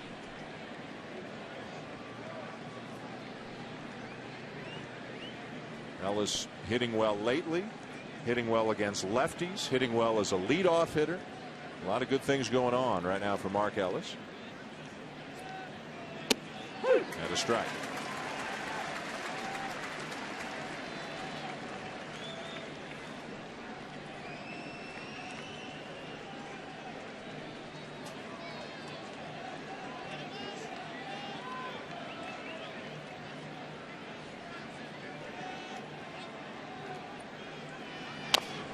Curveball chopped toward third.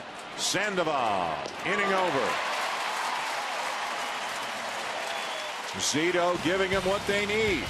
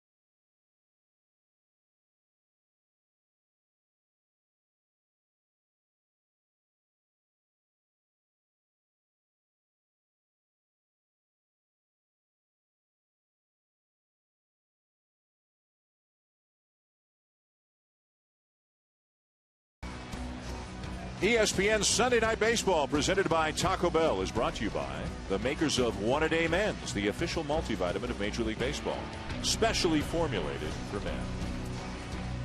You guys ever done the Alcatraz tour when you're out here? Yeah, it's fun, huh? Yeah. Those guys, you think they live Moss? Like, it's great to go over and do the tour, but when you come back, I'm gonna tell you something. When they play the tape and everything, and they hear I hear you. It's.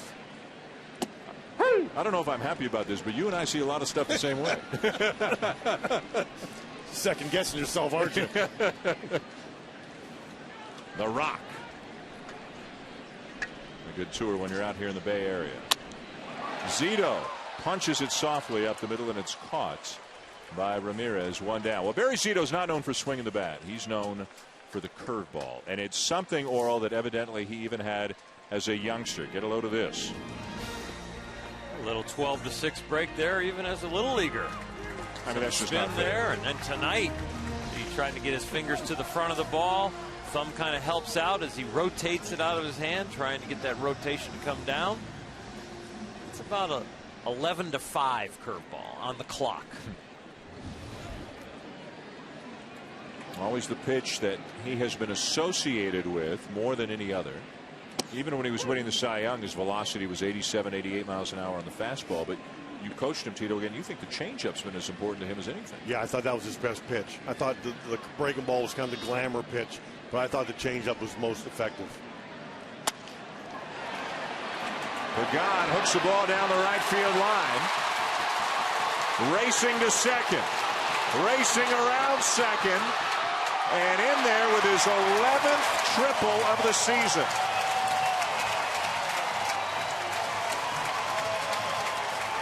And really interesting and good base running by Angel Pagan. This ball goes into the right field corner, and because he was hustling so much, Andre Ethier just had a real slight bobble. I mean, just we're going to see it right here. First of all, it's a good swing.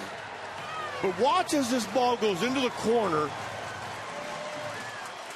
Pagan is running all the way and turns a double into a triple because of good hustle. That forces the infield in now for the Dodgers. Marco Scutaro is the batter, a guy who's had so many big hits since coming to the Giants. And when you talk about infield in, I've never seen a shortstop play this shallow. By the time the ball's in the hitting zone, Hanley Ramirez is another 2 steps in.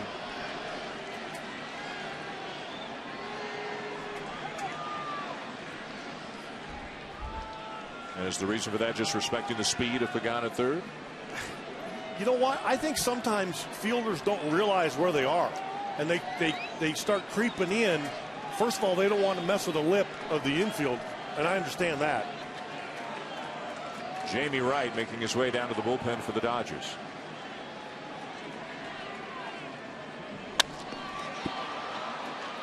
Right field, not that deep. Ethier, here comes the runner.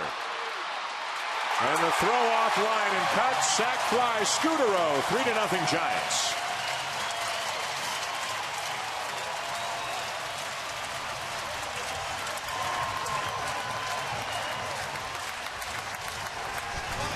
This is part of the reason why they're in first place. I mean, they manufactured a run right there.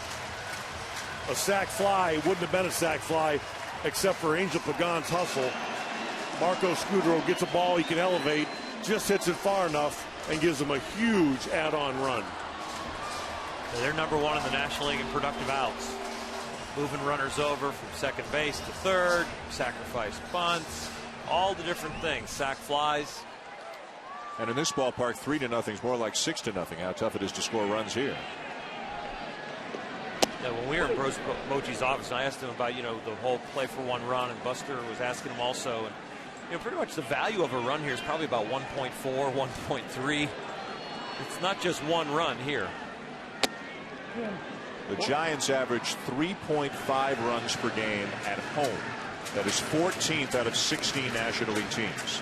They average 5.2 runs per game on the road. That is first in the National League. They're playing 2 different kinds of baseball. And I think that's why, as when free agents come out of whether it's San Francisco or Oakland, you have to take that into consideration when they're coming to a different ballpark or a different league. Because this is a great place to pitch.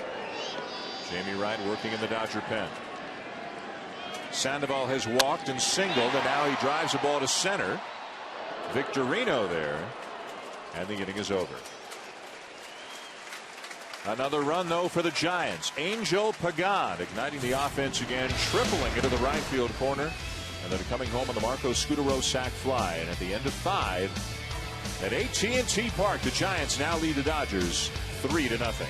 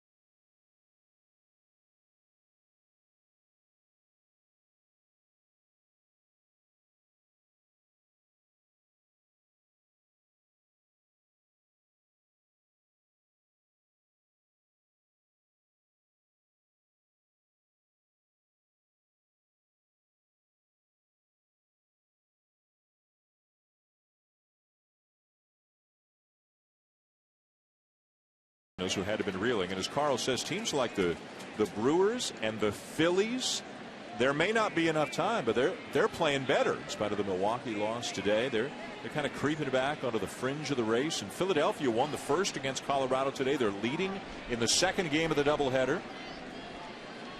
If the Phillies win that second game, they'll be 6 out in the wild card race, which is what the Brewers are as well. Now there's only 23, 24 games left, but go ahead, say it. I'm sorry, Terry. Stranger things have happened lately in both leagues last year. Victorino jammed and pops up one down. Atlanta, they got a pretty comfortable lead, as we mentioned, right now in the wild card race. You can see that they are 6.5 ahead of the Dodgers, in effect. So 6.5 games in the playoffs, if you will, right now. St. Louis won today. The Dodgers playing now. Pittsburgh lost again. Pittsburgh just got swept at home by the Cubs, and they have dropped 2.5 back in the wild card race. And this is 2 years in a row with Pittsburgh. Now again, they're still in this, but it's 2 years in a row where they've kind of, the parachutes kind of come out a little bit. I think everybody felt they were more built to last this year, and they've still run into that problem.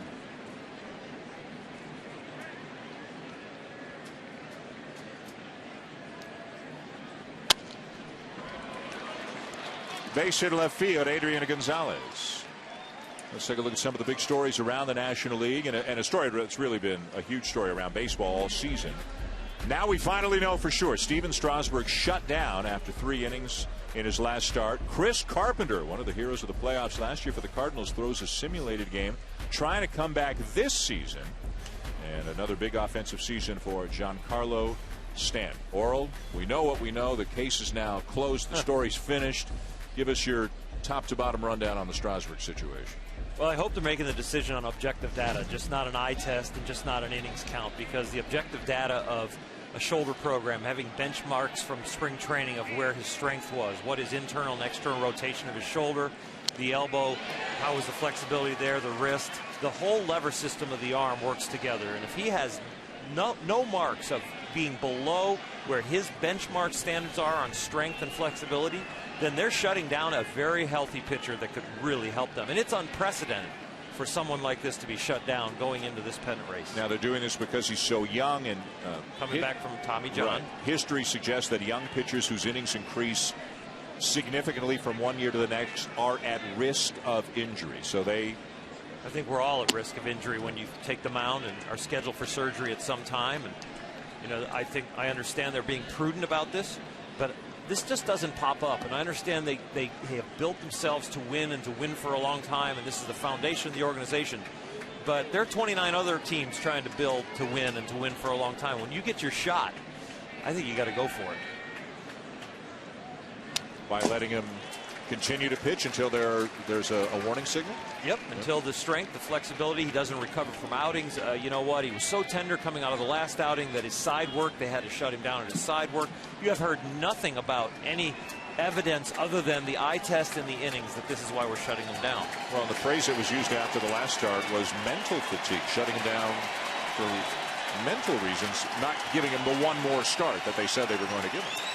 I think the mental reasons were there because they told him that there was a barrier coming up and he was going to get shut down. If that wouldn't have been a concern, he'd probably been locked and loaded into his game plan. Tito, what about the effect, if any, in the clubhouse for the rest of the guys on the team as they prepare to play in the playoffs? It's going to be interesting.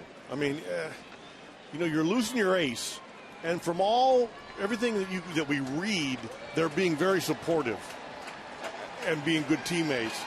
But as they go through these playoffs, and if they don't end up winning, there's always going to be questions, well, fair or not.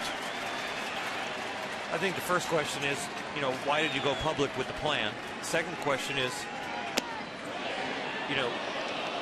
why wouldn't you maneuver the innings in a different way? Why wouldn't you do it maybe like Chris Medlin with the Atlanta Braves and start him in the bullpen, keep him backed off? You're going to monitor the innings. Let's monitor them in a way that you have them at the end when the games are crucial and you possibly could be in the playoffs.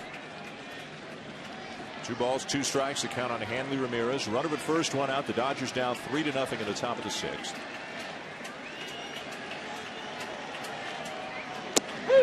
it's strike 3 call.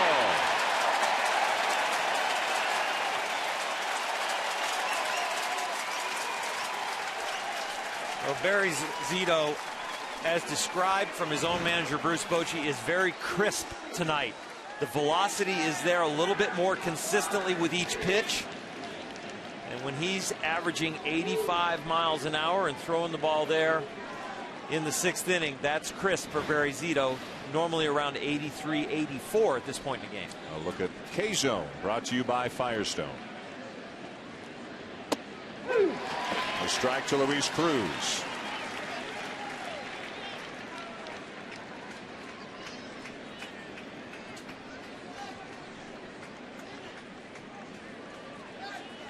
Cruz is grounded out and flied out. Bouncer to short. And the short way to force the lead runner and end the inning. How about Barry Zito? 6 shutout innings for the Giants.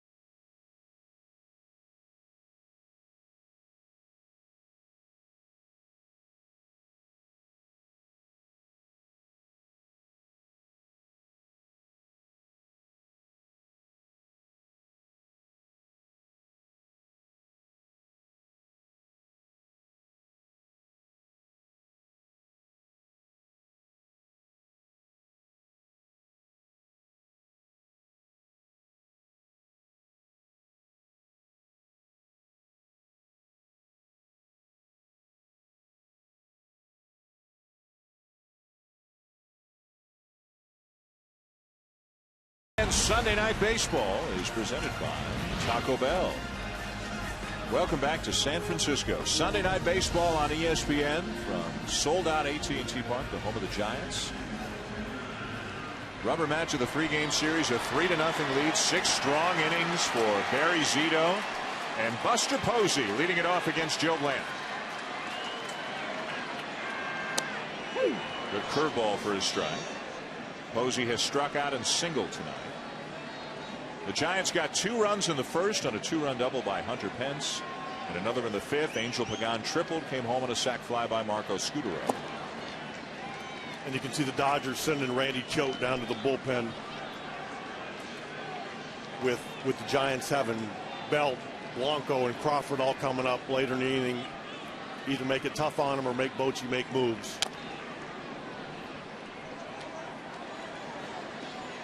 A little easier to make the moves when your roster is expanded. And that's another subject that probably every major league manager has an opinion on. And I think they need to get, I agree with calling kids up, but I think they should have a specified number on a roster every night. Yep. It's too much. I think the same thing at the beginning of the season when they like to protect guys coming out of spring training where everybody's not built up. Maybe you have the 40-man roster but name 25 that night, and you can have more guys in town. I know there was a couple Septembers. One year we had Mike Myers, who was a situational lefty. Chad Bradford was a situational righty, and we could never use him. Because the other teams had so many bats on the There's bench. so many bats, they didn't mind burning a Yeah. 3-for-1. They keep bringing hitters at you. San Francisco has 36 players on their roster right now, 18 pitchers. They brought up 11 guys, and another one's coming. Clay Hensley's coming Tuesday. They're going to have 37 players. You couldn't do that at Fenway. You didn't have enough room for the lockers at Fenway. And I like the idea of rewarding guys for call-ups or for reinforcements for your pitching staff. But I think on any given night, you should have to turn in a lineup card with the appropriate amount and the same amount. It just doesn't make sense. You play the whole year at 25, and then the last month, which is the most crucial, you can play at whatever number you want. Yep.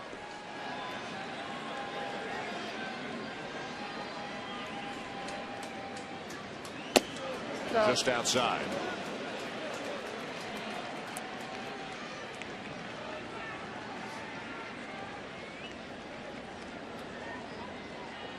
Choate in the bullpen for the Dodgers. Left-handed batters a couple of spots away for the Giants.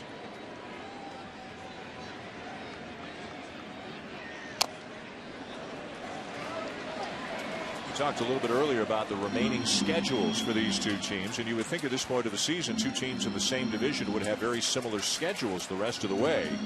But that is hardly the case between these two teams. We're going to show them to you in a moment.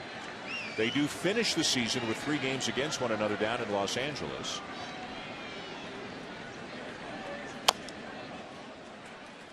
The Giants play the rest of the season within their own division. Home and home against the Diamondbacks, the Rockies, the Padres, and then the series down in Los Angeles. So really the Rockies and Padres not contenders, although San Diego's playing well, Colorado's playing better, Arizona a real fringe contender right now, and then the 3 games down in LA. But it's a whole different story for the Dodgers. High and deep to center. Victorino running out of room. Home run straightaway center. Buster Posey.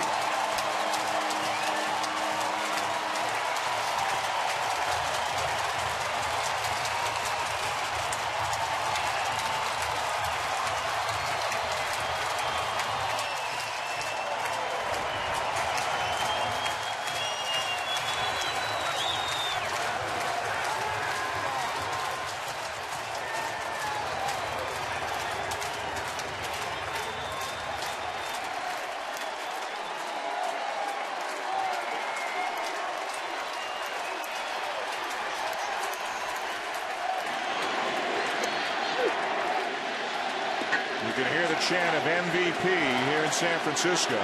Not sure they're going to let up without a curtain call here. Beat LA, you can hear that as well.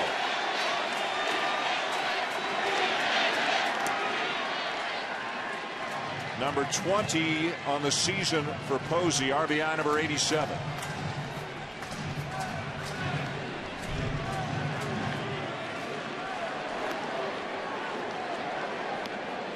Hollis, the right-hander, is now up in the pen for the Dodgers along with Choate.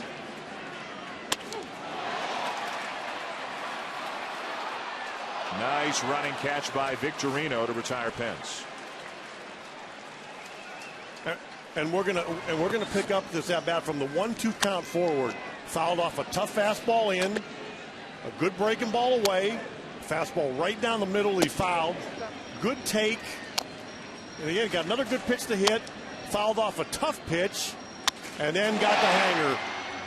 And this is a breaking ball that's up, and he allows him to get extended, and it just had a different sound. It says 399 in center field. That ball was absolutely mashed.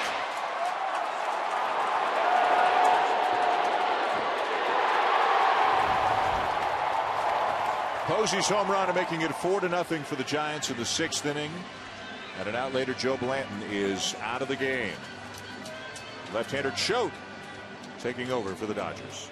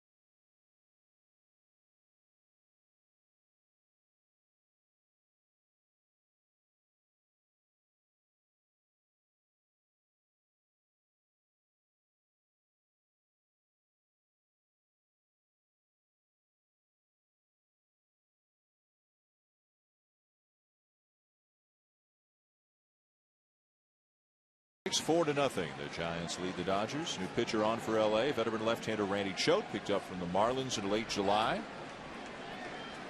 Coming on to face some left-handed batters. A specialist, and his specialty is retiring left-handed batters. It's something he's done awfully well. Strike him out. He's very good at getting ground balls too. Brandon Belt, a walk and a fly out. Ooh. What would Bob Uecker say? Just a bit outside. But you can see from the angle when he gets that ball closer to the plate how hard it is to hit.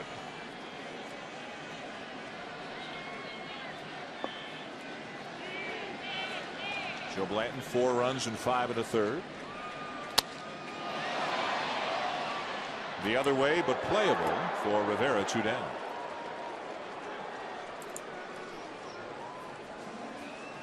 Blanton filling in for Kershaw tonight.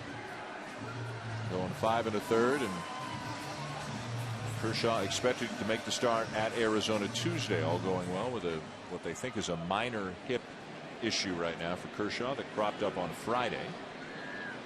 Having a great season. Cy Young Award winner last year. Kershaw won't wind up with some of the raw numbers, the wins that he had last year, but all you look at the ERA and the strikeouts and the opponent's batting average, and he's having a great season. Yeah, he's maturing as a pitcher. He continues to get better, and if they would have given him a little more support with runs and also the bullpen, he would be putting up Cy Young numbers again. And he's 24. Yeah.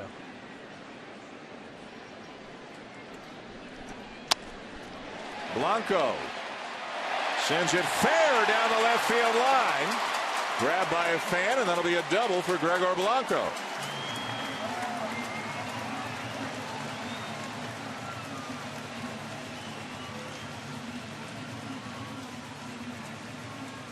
Monday Night Football returns tomorrow night with a primetime doubleheader. Susie Colbert and the gang kick off our coverage with a Monday Night Countdown at 5. Then at 7, it's a NFC North. It's not an NFC North battle. It is the Bengals, rather, opening their season against the Baltimore Ravens. At 10:15, the second game out of the AFC West, the Chargers and the Raiders just across the bay in the Coliseum. Bengals Ravens at 7, Chargers Raiders at 10:15 Eastern tomorrow night. Doubleheader of Monday Night Football. Brandon Crawford will be given the intentional walk.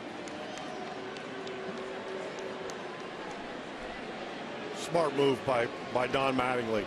Even though it's lefty on lefty, the Giants are going to let Barry Zito hit because he's pitching well, and I'd take my chances with Choate against Zito. Sometimes you'll see managers have people up in the bullpen just to kind of play games with the opposing manager, not to get this intentional walk, like I will hit for my starter. And this is the time when you could do it. September, when you have other arms and a pitcher that the opponent knows you're not going to go real deep with anyway. Right.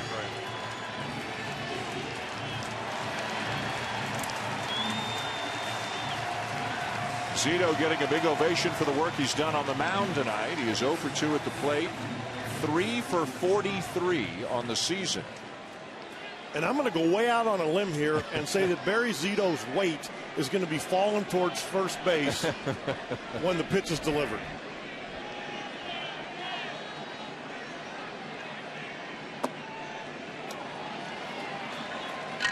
I think he gave himself a good talking to and said, hang in there. I'm not swinging.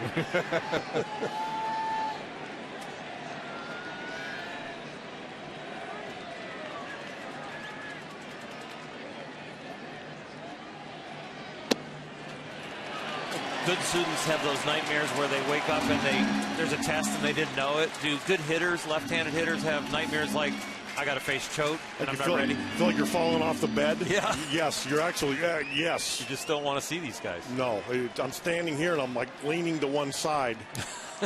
It's a bad feeling.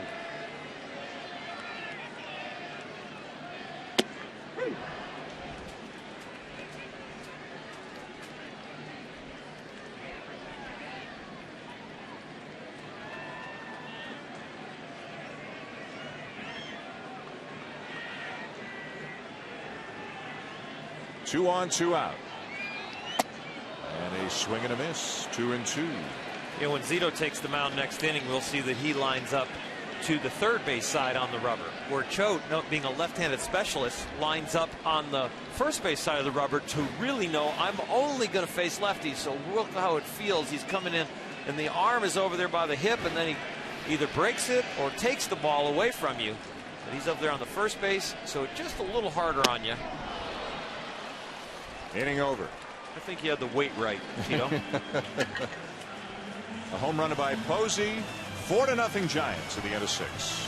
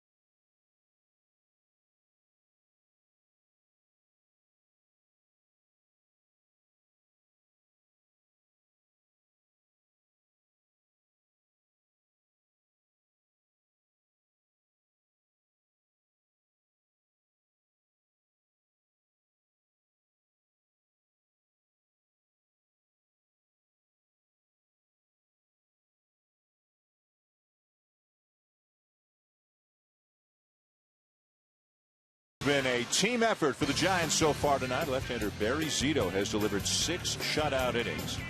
Hunter Pence got the offense going with a 2-out, 2-run double in the bottom of the first. The Giants would add to their lead in the 5th inning. Angel Pagan tripled with a 1-out, came home with a sacrifice fly by Marco Scutaro, and then Buster Posey made it 4-0 with a solo home run, his 20th of the season off Joe Blanton at the bottom of the 6th. It is 4-0 Giants going to the top of the 7th. If the Giants win, they will be 5.5 up on the Dodgers with 3.5 weeks to go in the season. Realistically, the wild card more reachable for the Dodgers right now than the NL West. They're a game back of the Cardinals for the 2nd wild card spot of the National League, and they've got a 4-game series at home against the Cardinals beginning Thursday. Zito back to the mound for the 7th. The bullpen is busy now for San Francisco. Santiago Casilla is up. As Zito's 94th pitch of the night is banged into right center, a base hit for Andre Ethier.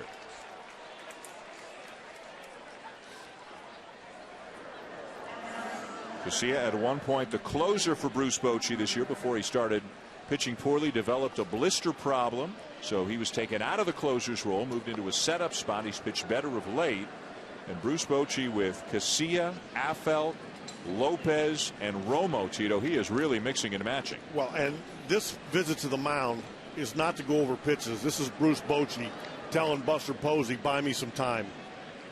He'll go to Bruce Bochy will go to that bullpen in a hurry. This would be Zito's last hitter, I think, if he gets on.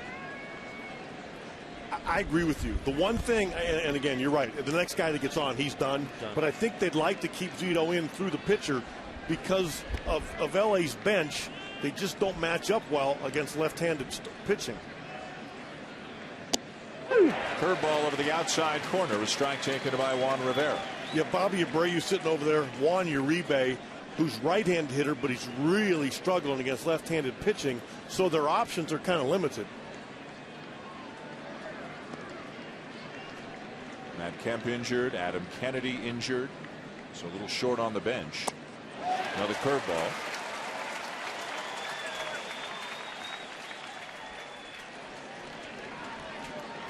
Curveball's been his bread and butter today. He's broken it down and in. He's used it to get a called strike, and here starts it out looking like it's going to be a strike, ends up a ball, and really had him out in front.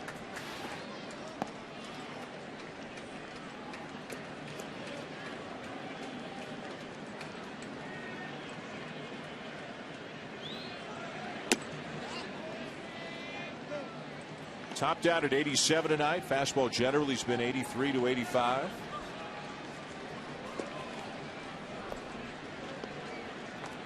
Well, if it goes by script, he'll come right back with a breaking ball, or at least something slow. Yep. Pablo Sandoval down at third better get ready, because if he's out in front, he's going to roll over right to him. Or he's going to hit a bullet down to the.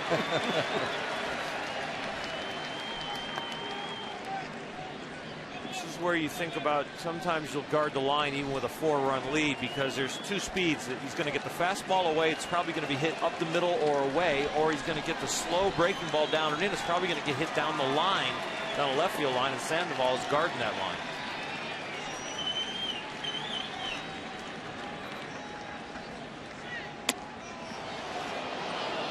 Tried to throw him a little backdoor cutter. Pitch before the curveball. He pulled so hard foul. It was a fastball away he was trying to paint with, and he was trying to make that last pitch look like a ball and just nip the outside corner by cutting in and grabbing it, and just didn't execute it.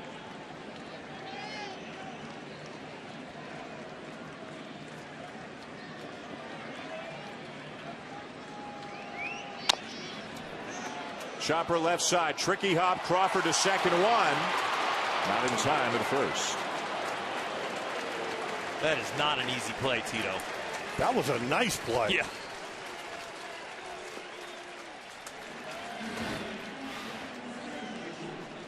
This is a routine out that makes a lot of baseball fans make the game a lot of fun to watch. And that's just a little fielder's choice in the scorebook, but that's a lot of fun to watch when somebody makes this play. Coming in, charges the ball right off the get-go. He's got the hands and the eye-hand coordination to glove it, to have the presence of mind to get the feet together and shoot it over to second. And he's been playing well defensively. 14 errors on the season, but only 2 of them in his last 60 games. Turned a very tricky hop into an out there. Rivera aboard on the fielder's choice. And A.J. Ellis takes ball 1.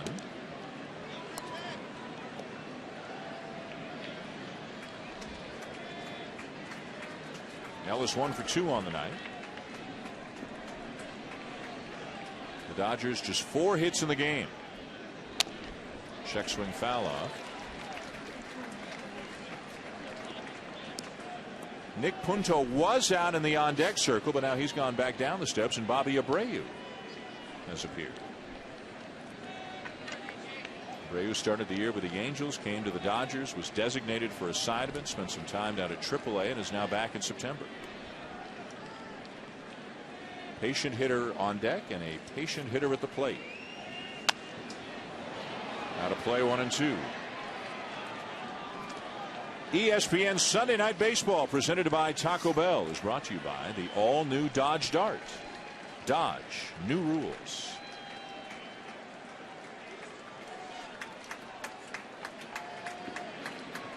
Giants 4, Dodgers nothing. The Dodgers batting here in the top of the 7th.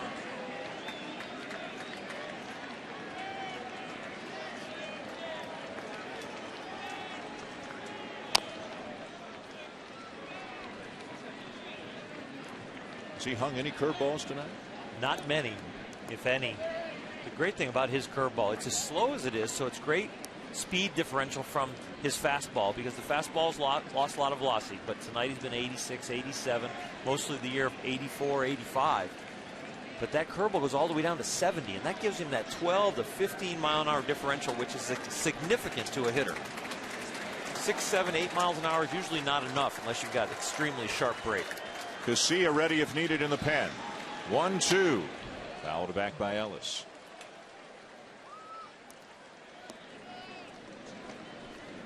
Zito's had his moments this year, although overall the numbers are average, and ERA up around 4.5. He shut out Colorado in his first start of the season. Went 8 1/3 shutout innings against the Cubs in early June. Threw 7 shutout innings against the Dodgers here in late June. So he's had some good ones. Cutter misses down and in. 2 balls, 2 strikes. In his 13-year career, when they have given him 4 runs of support while he's in the game, he's 121-7. He's pitched in really good pitchers' parks, San Francisco and Oakland. But he knows how to win when you get him some support. 4 was the magic number quoted by Bruce Bochy before the game. Missed inside, a full count. Even as bad as he's been here with the Giants, no winning record yet except for this year. When they've gotten him 4, he's 36-3. Crowd trying to help him out.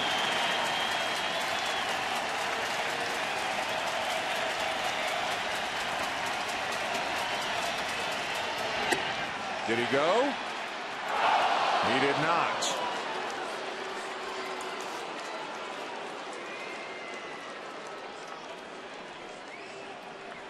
And Bruce Bochy waiting for Abreu to be announced into the game as a pinch hitter, it would appear. But I like this move by Don Mattingly. He knew Bruce Bochy didn't want to stay with the left-hander, and he was almost daring him to face one more hitter. Now Abreu's going to face a right-hander anyway.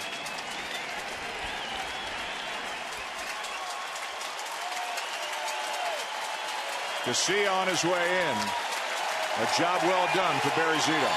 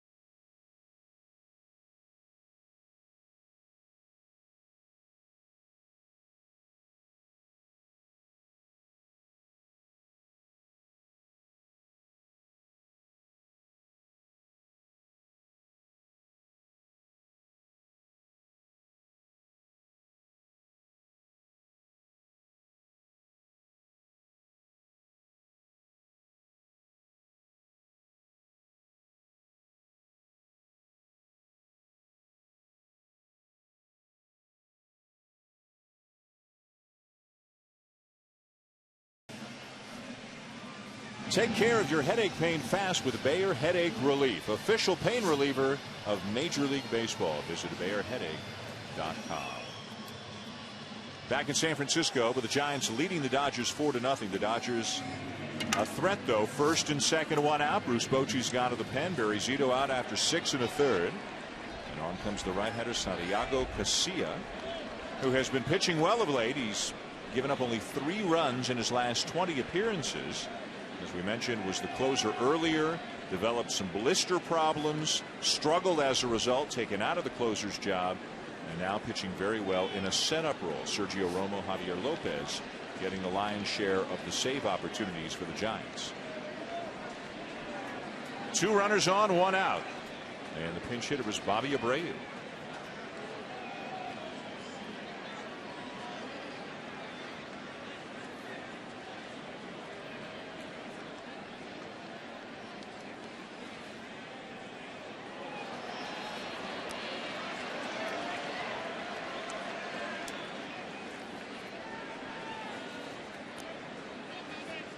If I were Bruce Bochy right now, that move would worry me. You got a 4-run lead.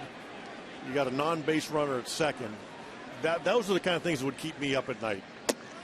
It's telling you he's maybe not quite sure of himself coming to the plate. Yeah, I mean, his job right now is to get that hitter at the plate. The Dodgers tonight are 0 for 5 with runners in scoring position.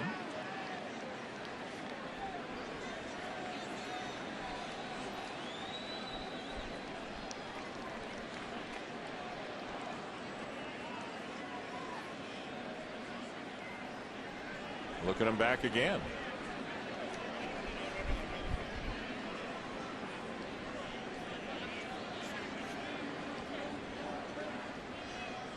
We got a guy on the mound that might not know the situation. We got a guy on second base. He's bluffing back that didn't know when he was walked earlier in the game. Focus, gentlemen. And Gray takes strike 2. Nothing wrong with the 2 pitches he's thrown, even though he's paid attention to the man on second, though.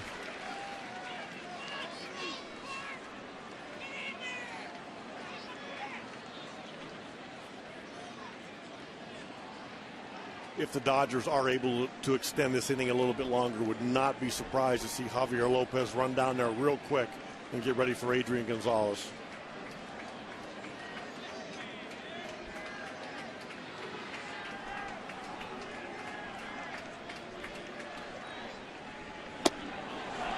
Fastball away at 96.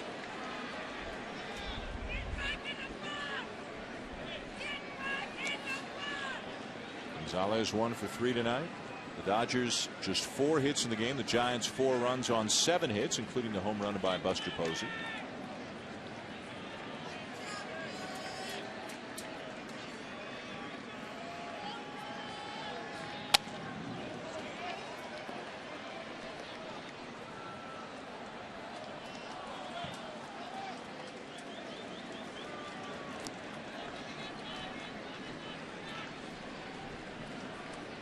Now Casilla off the back of the mound, going to the rosin bag. We're moving at his speed right now, or his lack of speed.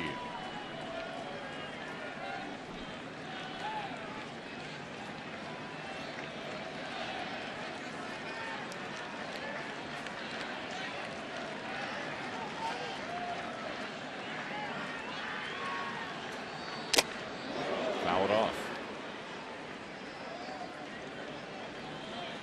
Good night's work for Barry Zito. I don't think he was just lucky tonight either. And on the edges, I thought he had very good stuff. Some of the best stuff I've seen him have in years. The velocity was up on the fastball. The curveball was sharp. Didn't need to throw many changeups at all, and had good location on both those pitches.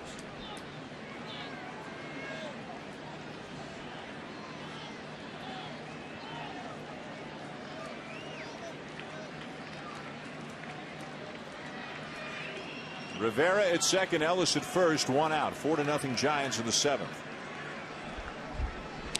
Breaking ball swung on and missed for out number 2. They might have paid a little too much attention to Rivera on second. He might have had a little odd pace in between pitches, but every one of these pitches is crucial here to let the Dodgers come back. And he worked Abreu with everything. He's got the fastball up to 97 and a very sharp breaking ball. That one, a 2-seamer in, but then finishes him off with that slider down that was outstanding. Zito loving the work out of the bullpen. Beat LA, the chant again here at AT&T. You know, his stuff is exceptional, but if he's in the NBA, there's a 24-second violation.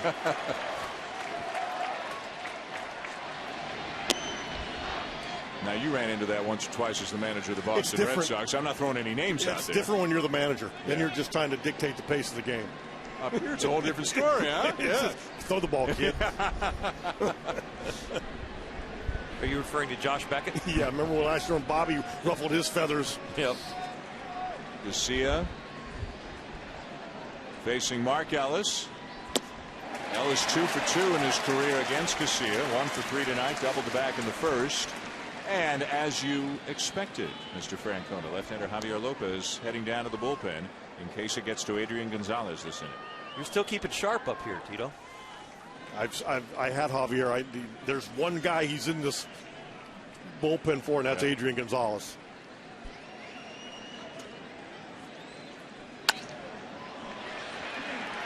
You know, the Giants have come as advertised today. The whole chemistry and productive outs and pulling for each other. You think about the 2-out hit by Pence that started off the building of the 4 runs, and then Angel Pagan stretching a double into a triple. They get the productive out, and then Buster Posey, their MVP candidate, kind of polishing it off to pull it up to 4 with his home run. And Barry Zito coming off rough years to this point, but having a winning season, kind of the difference in this National League West Division race.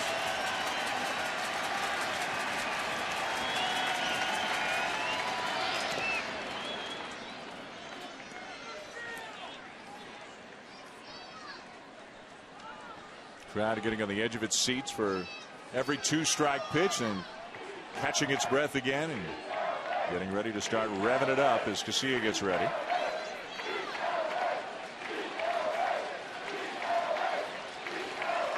They sell out every night. Play at a beautiful ballpark, and they got themselves a first-place team.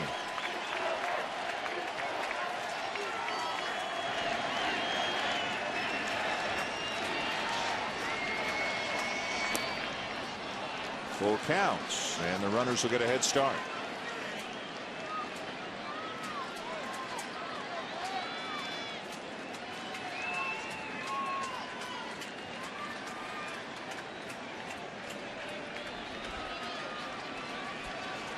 What'd you say before? Throw the ball, kid?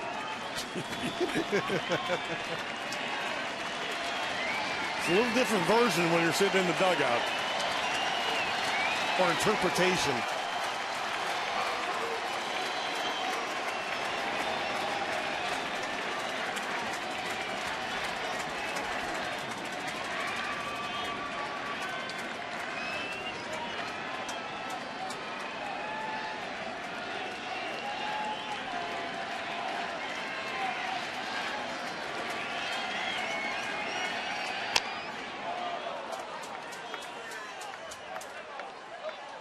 The 3-2, 2 out, and everybody moving.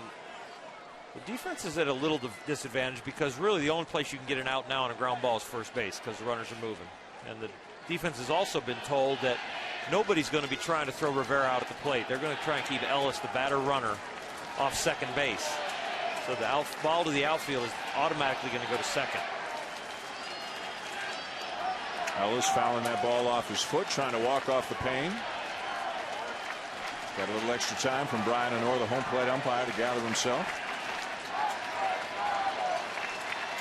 I always thought about locking them up with a fastball in right here because they hate fouling it off their foot again.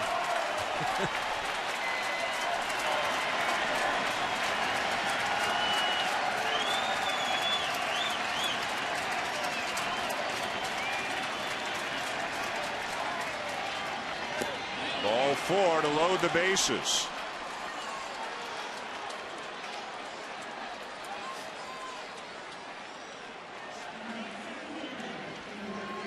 Shane Victorino, a switch hitter, is the batter. Adrian Gonzalez is on deck. Javier Lopez is ready if needed in the bullpen.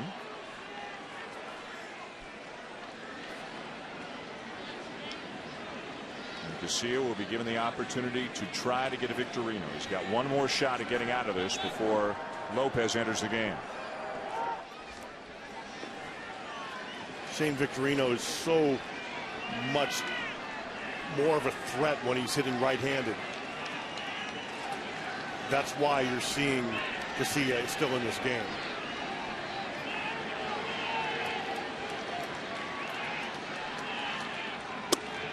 A strike.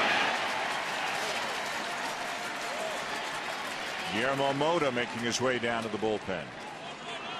Lopez would come in for just one batter. So if the inning were to get beyond Gonzalez, then Mota would be needed.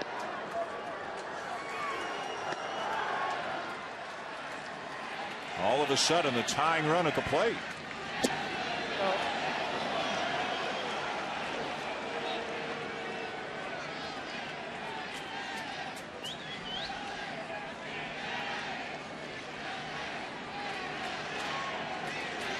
Bruce Bochy never gives away much with his expression, but he's pacing just a bit right now in that third base dugout.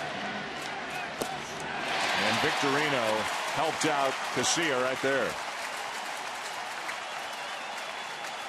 And there's nothing wrong with Casilla's stuff.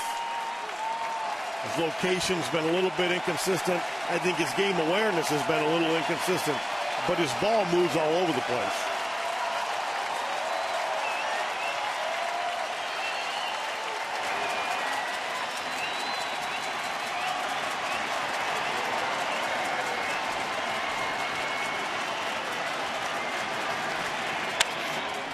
Fly ball to left field. Blanco. And the inning is over. The Dodgers leave them loaded in the 7th. Casilla gets out of it, gets a pat on the back from the starting pitcher tonight, Barry Zito. Did his job and liked what he saw from the bullpen as well. Still 4-0 Giants.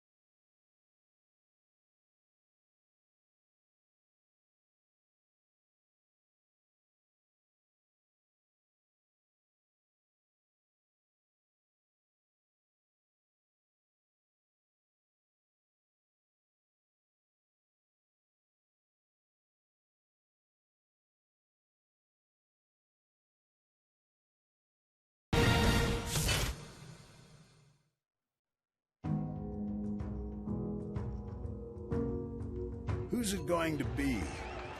That's the question on everyone's mind. A 2-run double for Pence. These teams, these towns, they don't share much anymore. One thing they do share, the same dream. Home run straightaway center, Buster Posey.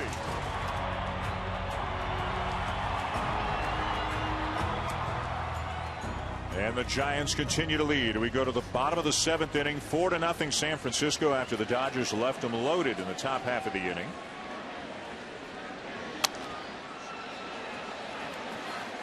Angel Pagano swinging a pop-up, caught in foul territory by Cruz for out number 1. The first pitch thrown by a new pitcher out of the Dodger pen. The big right-hander Jamie Wright is on.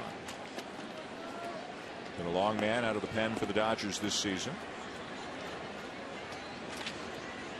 Got a power sinker ball, even though that fastball was popped up over there to third. Nice play by Cruz. He gets a lot of ground balls. Blanton started, gave up 4 earned runs in 5 1/3, showed 2/3 of an inning. And now right here in the 7th. Marco Scutaro 0 for 2. Also had a sack flies last time up. And part of the reason Jamie Wright's been able to have this role in the major leagues for so long is his ability to get left-handers out with that changeup that complements that two-seamer you're talking about, Earl.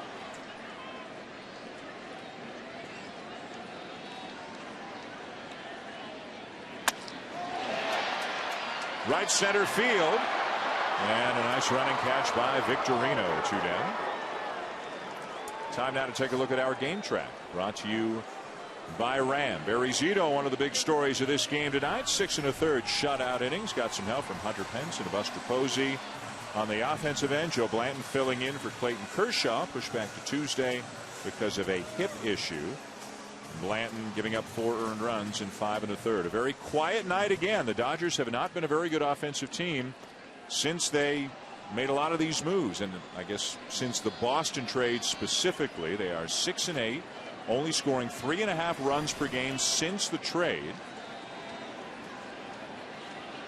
Now again, Crawford's out all year, and Punto's a utility guy. So offensively, the big acquisition in that deal was Adrian Gonzalez. He's 1 for 3 tonight.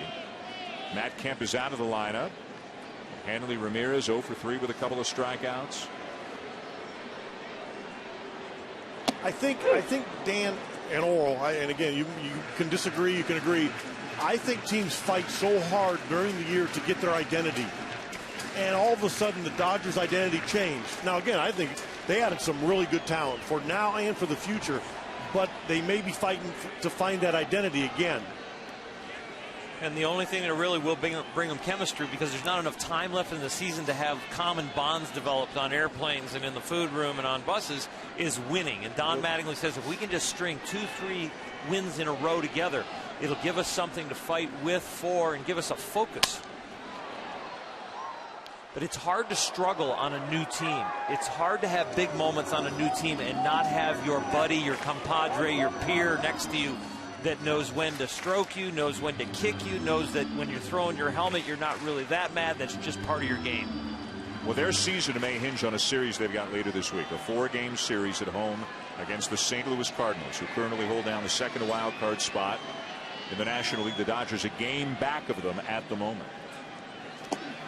He went around, pitch in the dirt, tag applied, inning over.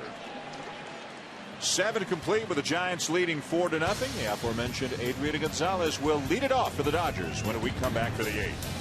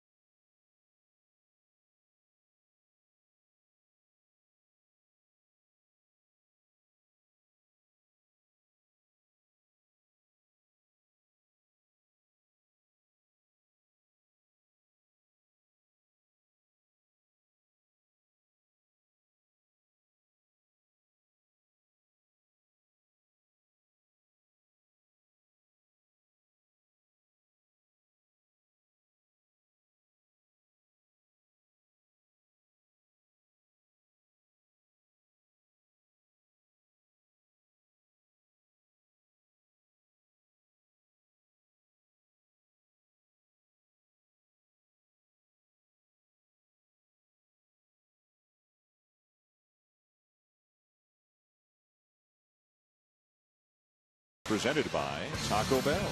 Sometimes you've got to live nice. Top of the 8th inning on what's turning into a cool evening here in San Francisco. The Giants leading the Dodgers 4-0. And the new pitcher, left-hander, comes out of the pen, but it's not Javier Lopez, who was up an inning ago with that threat gone. The Dodgers had men on, but now starting a new inning. Bruce Bochy will go to Jose Majares, and Tito maybe save Javier Lopez in case things get a little bit tense later on. You know what? I like this. Again, Majares is going to face one hitter, Adrian Gonzalez, and if the inning starts to unfold, he has Andre Ethier sitting in that 6th hole that they can have Javier Lopez ready for. Guillermo Mota is up in the pen as we speak.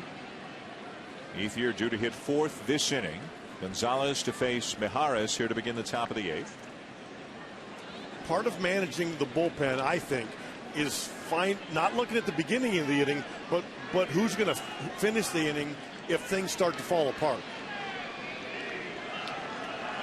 You know, and you hear how relievers, Oral, they want to know their role. They want to know when the phone rings who it's for. That's not the case with the Giants, but Bruce Bochy manages to keep everybody happy while he's mixing and matching. He does, and there are people that he wants to start innings compared to come into jams. And usually your guys with bigger arms that are in your bullpen that sometimes have sporadic control are your guys that you like starting innings, and guys that are a little bit more pinpoint and really have a specialty and don't melt down under pressure. You want those guys to finish innings and to come in the middle of jams. But for a guy like Javier Lopez, who was up throwing and will probably be up again in a minute, he knows why he is being held back. And Majares strikes out Gonzalez on 3 pitches.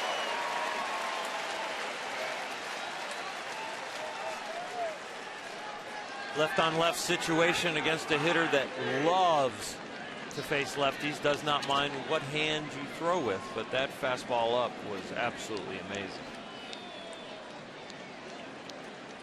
And the call to the pen has been made. Majares does his job, and here comes Guillermo Mota in to take his place with Hanley Ramirez due up. Still 4-0 Giants. The Dodgers batting in the 8th.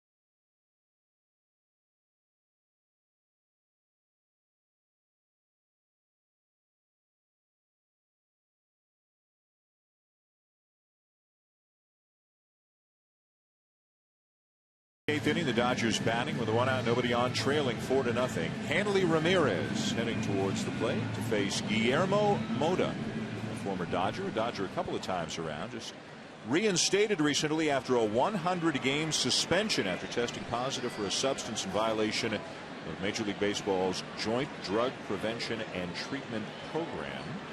He has made 6 appearances since getting reinstated as he faces Hanley Ramirez 0 for 3. And a strike at the knees. Depth in the bullpen. Remember, no Brian Wilson. Hasn't pitched all season, so Casilla and Romo in different roles. And Bruce Bochy hoping that Mota can be that third right-hander out of the pen. Mixed results so far since he's come back. He's given up 4 runs in 3 2/3.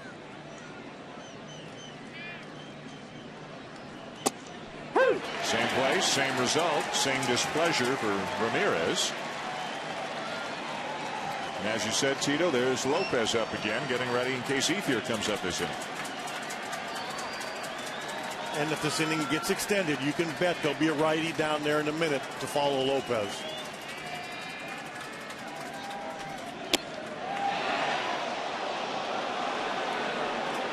Little outside. I think Hanley thought it was a strike.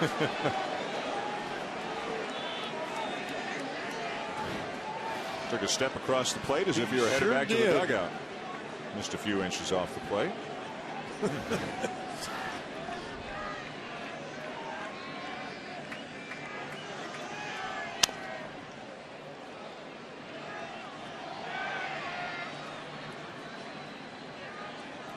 I think it's safe to say that Hanley Ramirez is not seeing the ball real well tonight.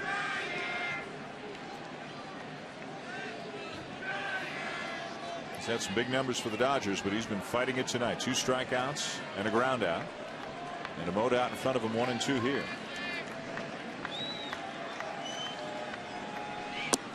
Slider down and away.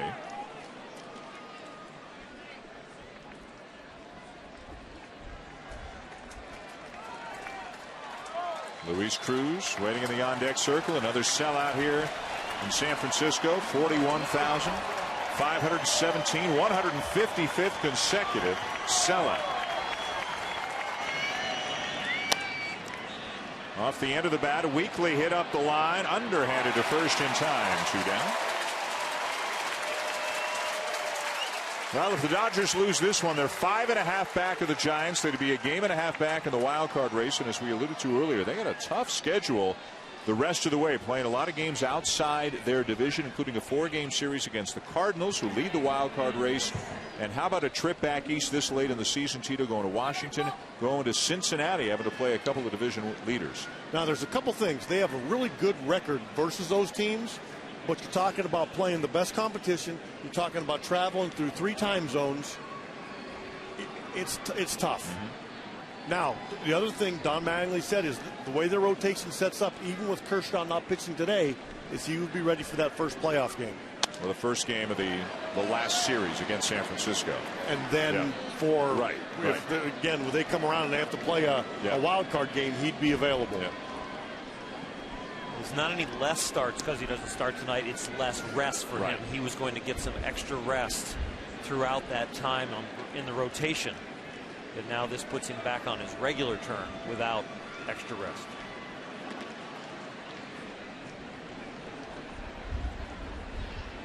Cruz is 0 for 3. Fouls it back. No balls, 2 strikes. Lopez warming in the pen in case Cruz reaches, and Ethier comes up to bat. Mota trying to finish off the Dodgers in this inning right here. As we get closer to the end of the season and these off days hit on the Major League schedule, you're going to hear a lot on Baseball Tonight about rotations being juggled as we see these pennant races and wild card races narrow.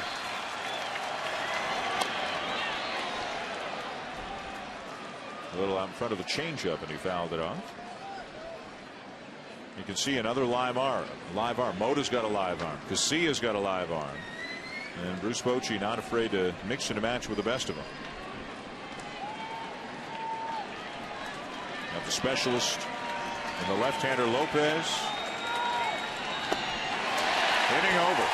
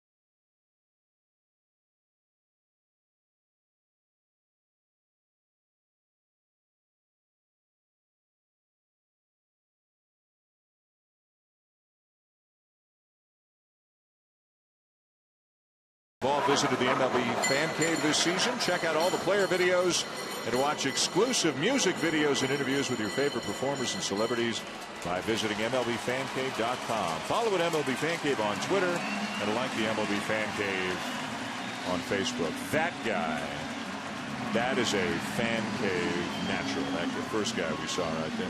Boy, they have fun here. They have. We were just all three of us were just standing here during the 2-minute break, and they're playing music, and everybody's up and dancing. And whoa!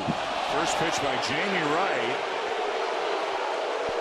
and the crowd's certainly going to react. But that was a breaking ball that slipped out of his hand. And Buster Posey knows it.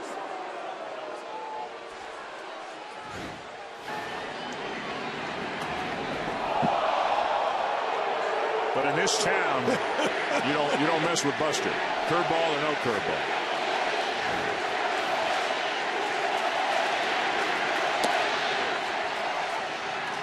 What a great atmosphere, huh? It's wonderful. Yeah. I was telling you guys earlier, and I inadvertently said it with 2 outs in the inning. I haven't had a chance to experience this much because it was in the American League in the East. This is terrific. Does this feel different to you than a Yankee Red Sox game? Yeah, a little bit. Yeah. But I mean, the atmosphere is different because we're on the West Coast, but it's good. I mean, they love their team. They show up. The ballpark's as pretty as you can get. A little chilly right now. Those Panda hats are coming in handy. Posey with a fly ball to right field for out number 1. What an incredible ride they had a couple of years ago. I don't think that anybody thought going into the playoffs the Giants were the best team in the baseball in 2010. But they got great pitching. Remember, Cody Ross had that phenomenal series, the National League Championship Series. And Renteria, Burrell, whoever it was, everybody pitched in and did something. Everybody helped the Giants on their way to the World Series. And they're not making a big show about it. You know, the Dodgers have gotten the headlines because of all the trades they've made. But inside that clubhouse, there's a pretty good dose of confidence going right now for this team. There is, and I think Tito hit it early on when you think about Milky Cabrera being suspended, who was on track to be their MVP, and Wilson never getting a save, being hurt right away down there, their closer. Tim Lincecum not doing the job most of the year. They're making a lot of noise for a team that's banged up and not producing in a lot of spots. You know, I hope Melky's somewhere feeling ashamed because he was a good story. And everybody, you know, you talk to people in baseball, and it was a really fun guy to pull for. And I hope he understands what he did.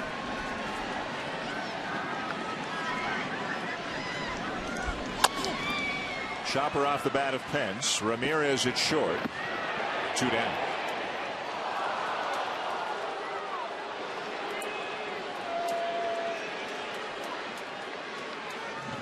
Well, there are those who feel that as difficult as it was to lose a player like Cabrera with the year that he was having, that it almost brought the team together. They rallied around each other. They developed a sense of unity. And they were furious at him for what he did. They seemed almost equally as angry that he just left the clubhouse. He didn't say goodbye to them. He didn't apologize to them. He just bailed. And there are those around the team who feel that things changed. As much as it was a tough thing for them to go through, that they became stronger because of it.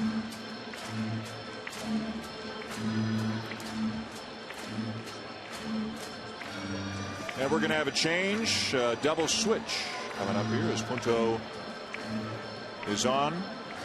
And Paco Rodriguez, a left-hander, is coming in to pitch for the Dodgers with a Brandon Belt waiting in the on-deck circle for the Giants. 2 down and nobody on. Bottom of the 8th inning. A quick break here in San Francisco with the Giants up 4-0.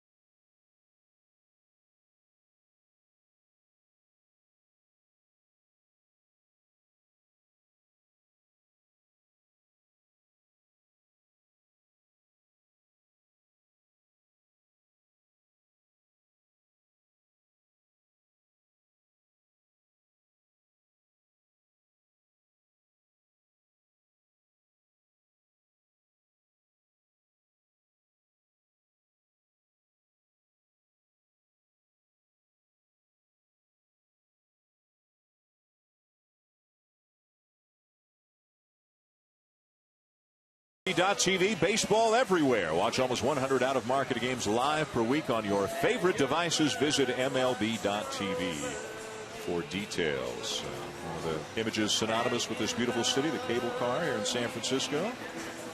Giants leading the Dodgers 4-0 in the bottom of the 8th inning, and we have ourselves a major league debut. Left-hander Paco Rodriguez had his contract selected from AA on Wednesday. He was taken in this year's draft. He becomes the first player from this year's draft to pitch in the big leagues. You can see his numbers between single A and double A.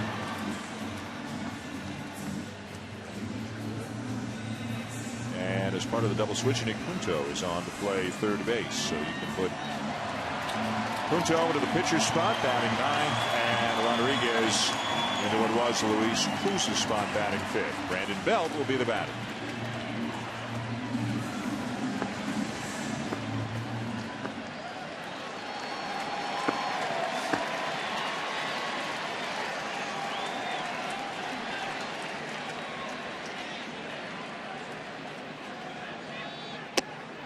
Slider for a strike. You know, in Don Mattingly, they talked about this young pitcher having an angle. And I'm going to tell you something, that's not real comfortable for a left-hand hitter right there. Almost turns his back on the hitter. Slider for strike two. Rodriguez out of the University of Florida. And what he has is guys haven't seen him yet. And you can watch video and you get reports, but you haven't seen him, you haven't seen the release, you haven't seen the angle. It's almost like he has a free pass at some of these left-hand hitters.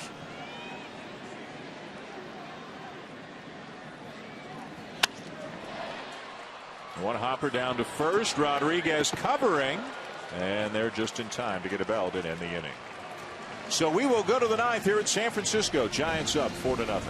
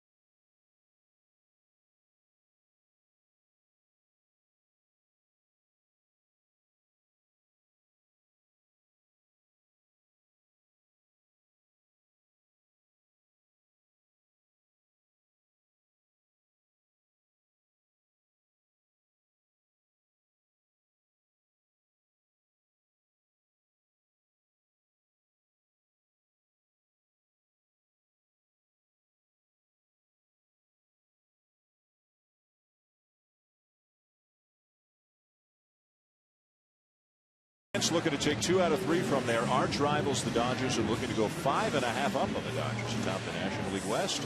Up 4 runs, 3 outs to go, and the side-arming left-hander Javier Lopez is on to face left-hand hitting Andre Ethier. Javier Lopez gives left-handers a hard time. We had talked about it earlier, but 3 of their last 19 off him and 4 of their last 33. That slinging sidearm action with that breaking ball, he's outstanding. And he's a workhorse. That's 62 games up there. That leads the Giants staff.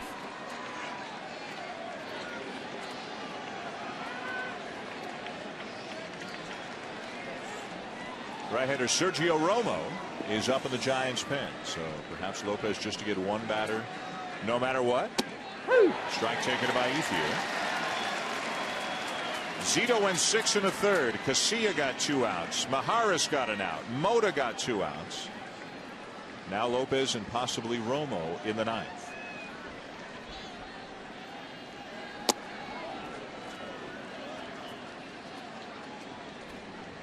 Dodger loss, and they'll be 5.5 out in the West, a 1.5 out behind St. Louis. In the wild card race, the Cardinals beating the Brewers in extra innings today.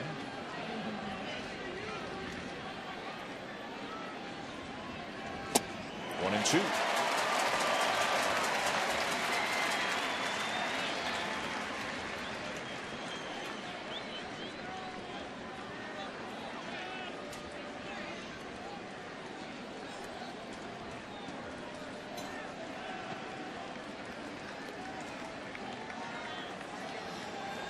Got it.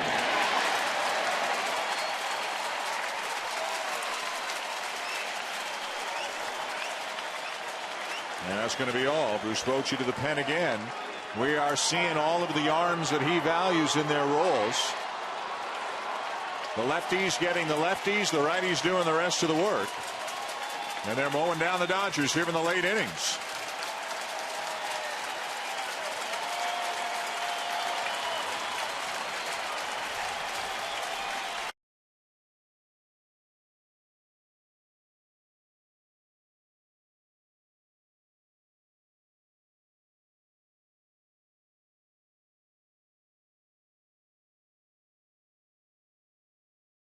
Zito looking for his 11th win of the season. 6 1/3, did not give up a run. 4 hits, 3 walks, 4 strikeouts. Pretty good velocity for him.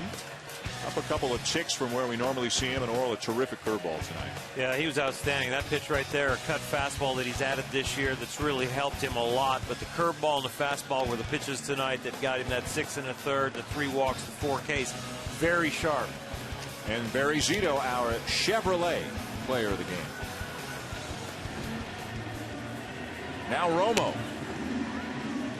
And Romo, the closest thing the Giants have to a closer right now, though again depending on the matchups, Lopez might get the opportunity. Romo is 10 of 11. This is not a save situation right now, but Tito, if you're Bruce Bochy, he may not have, you know, an Aroldis Chapman or a Craig Kimbrell in the bullpen, but he's got 4 or 5 guys he can really trust. But when you look at Sergio Romo, the opponent's batting average against was 171, and in a rarity, it's 171 against lefties and 171 against right-handers.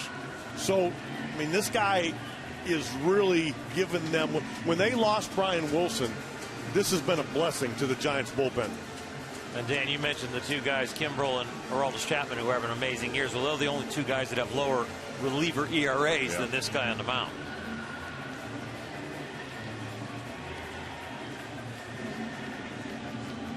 I guess when you become the closer here, you have to have that beard. Prerequisite. Not quite Wilson-like.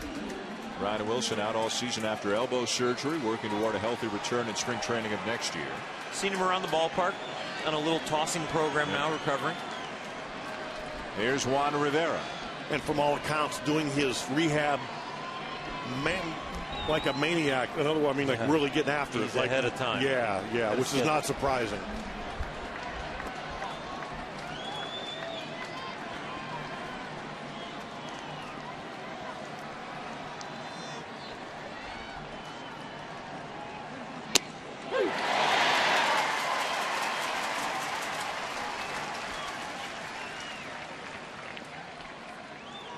Since the Giant bullpen came into the game, they have gotten 6 outs. 4 relievers have combined for 6 outs. 4 of those 6 outs have been strikeouts. And they have yet to give up a base hit.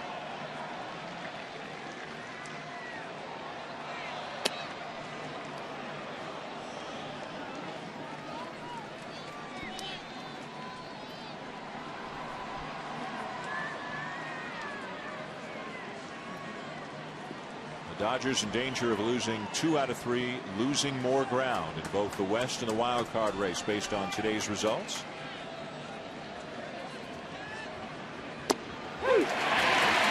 This really felt like a must-win if it was going to be National League West Division title race for the Dodgers. To move to 5.5 now, 21 games left. A lot of their focus is probably going to shift to the wild card unless they can really reel off 7-8 games in a row.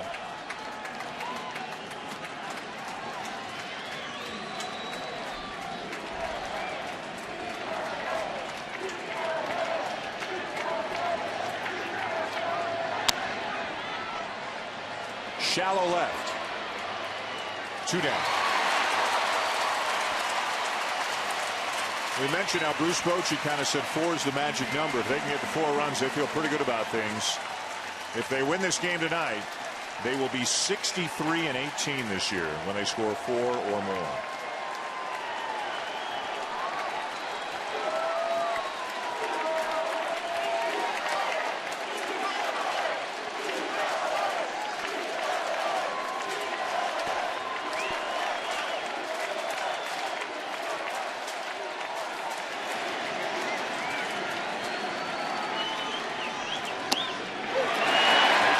Takes a strike.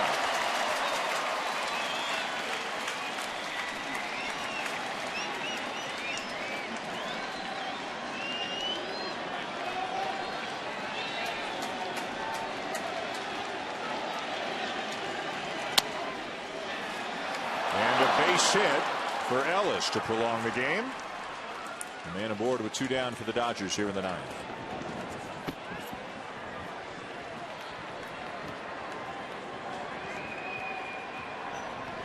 Quietly 2 for 3 with a walk. Another good night for A.J. Ellis.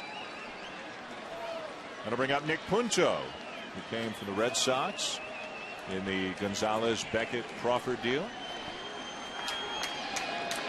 Won a World Series with the Cardinals last year. Plays second, short, third.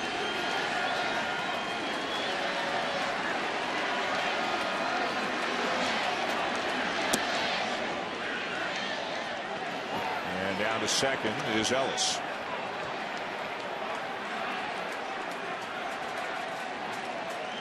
Defensive indifference allowing him to second to base. The Giants not worrying about him.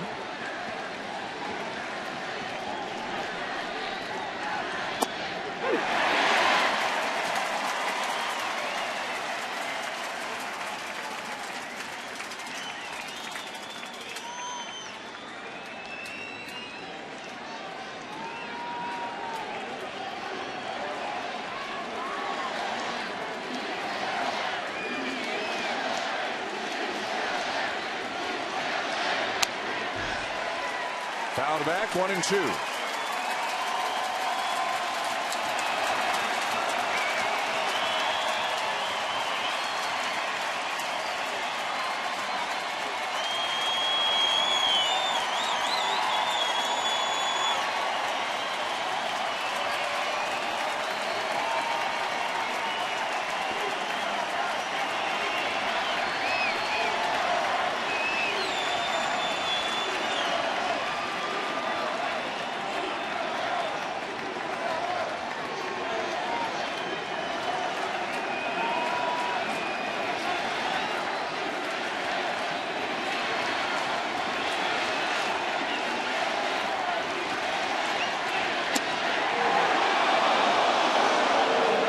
Missed.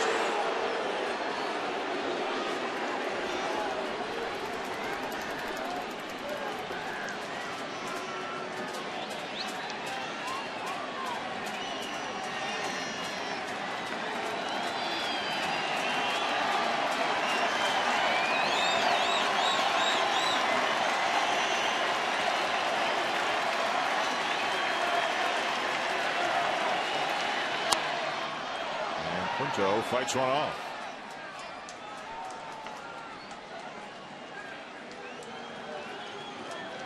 The Dodgers are off tomorrow. They begin a quick 2-game series at Arizona on Tuesday before coming home for a big one. 4 games against the Cardinals Thursday through Sunday. The Giants are on their way to Colorado for a series that begins tomorrow night.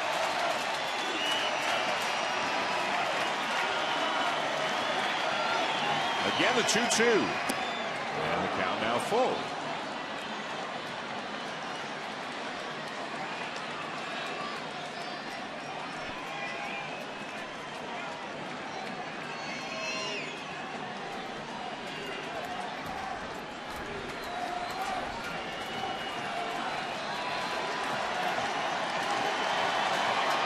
Revving up the Beat LA chant one more time.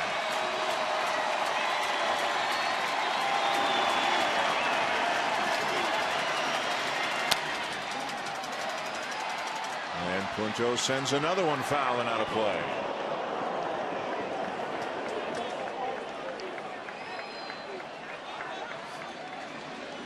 You like a guy like this as a bench guy on your team, don't you? Yeah, he can. Couple things. He can play multiple positions, and he's a hard worker. And when he sits on the bench, he lifts others up, as opposed to bringing them down. And he may not be the best hitter in the league, but he gives you great effort. And when he plays on defense, the ball always ends up where it's supposed to.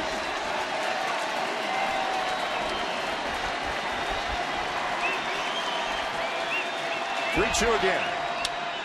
Fouled off again.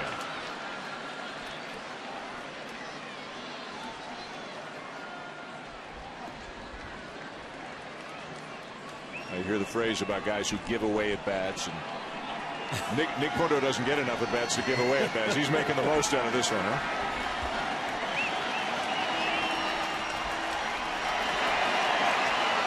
Not giving an inch to Roman.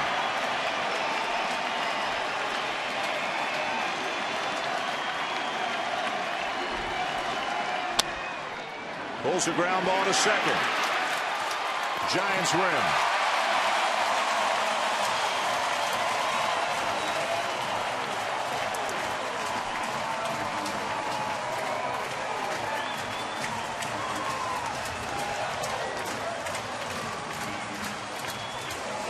The first place Giants take 2 out of 3 from the Dodgers this weekend, and they move 5.5 up on the Dodgers in the National League West. The Dodgers also losing ground to the Cardinals, who won earlier today.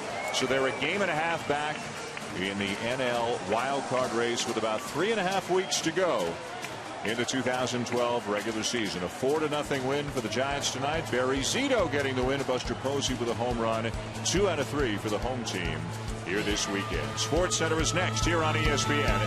For Terry Francona, Oral Hershiser, Buster Olney, and our entire ESPN crew, I'm Dan Schulman saying thanks for watching and so long from San Francisco.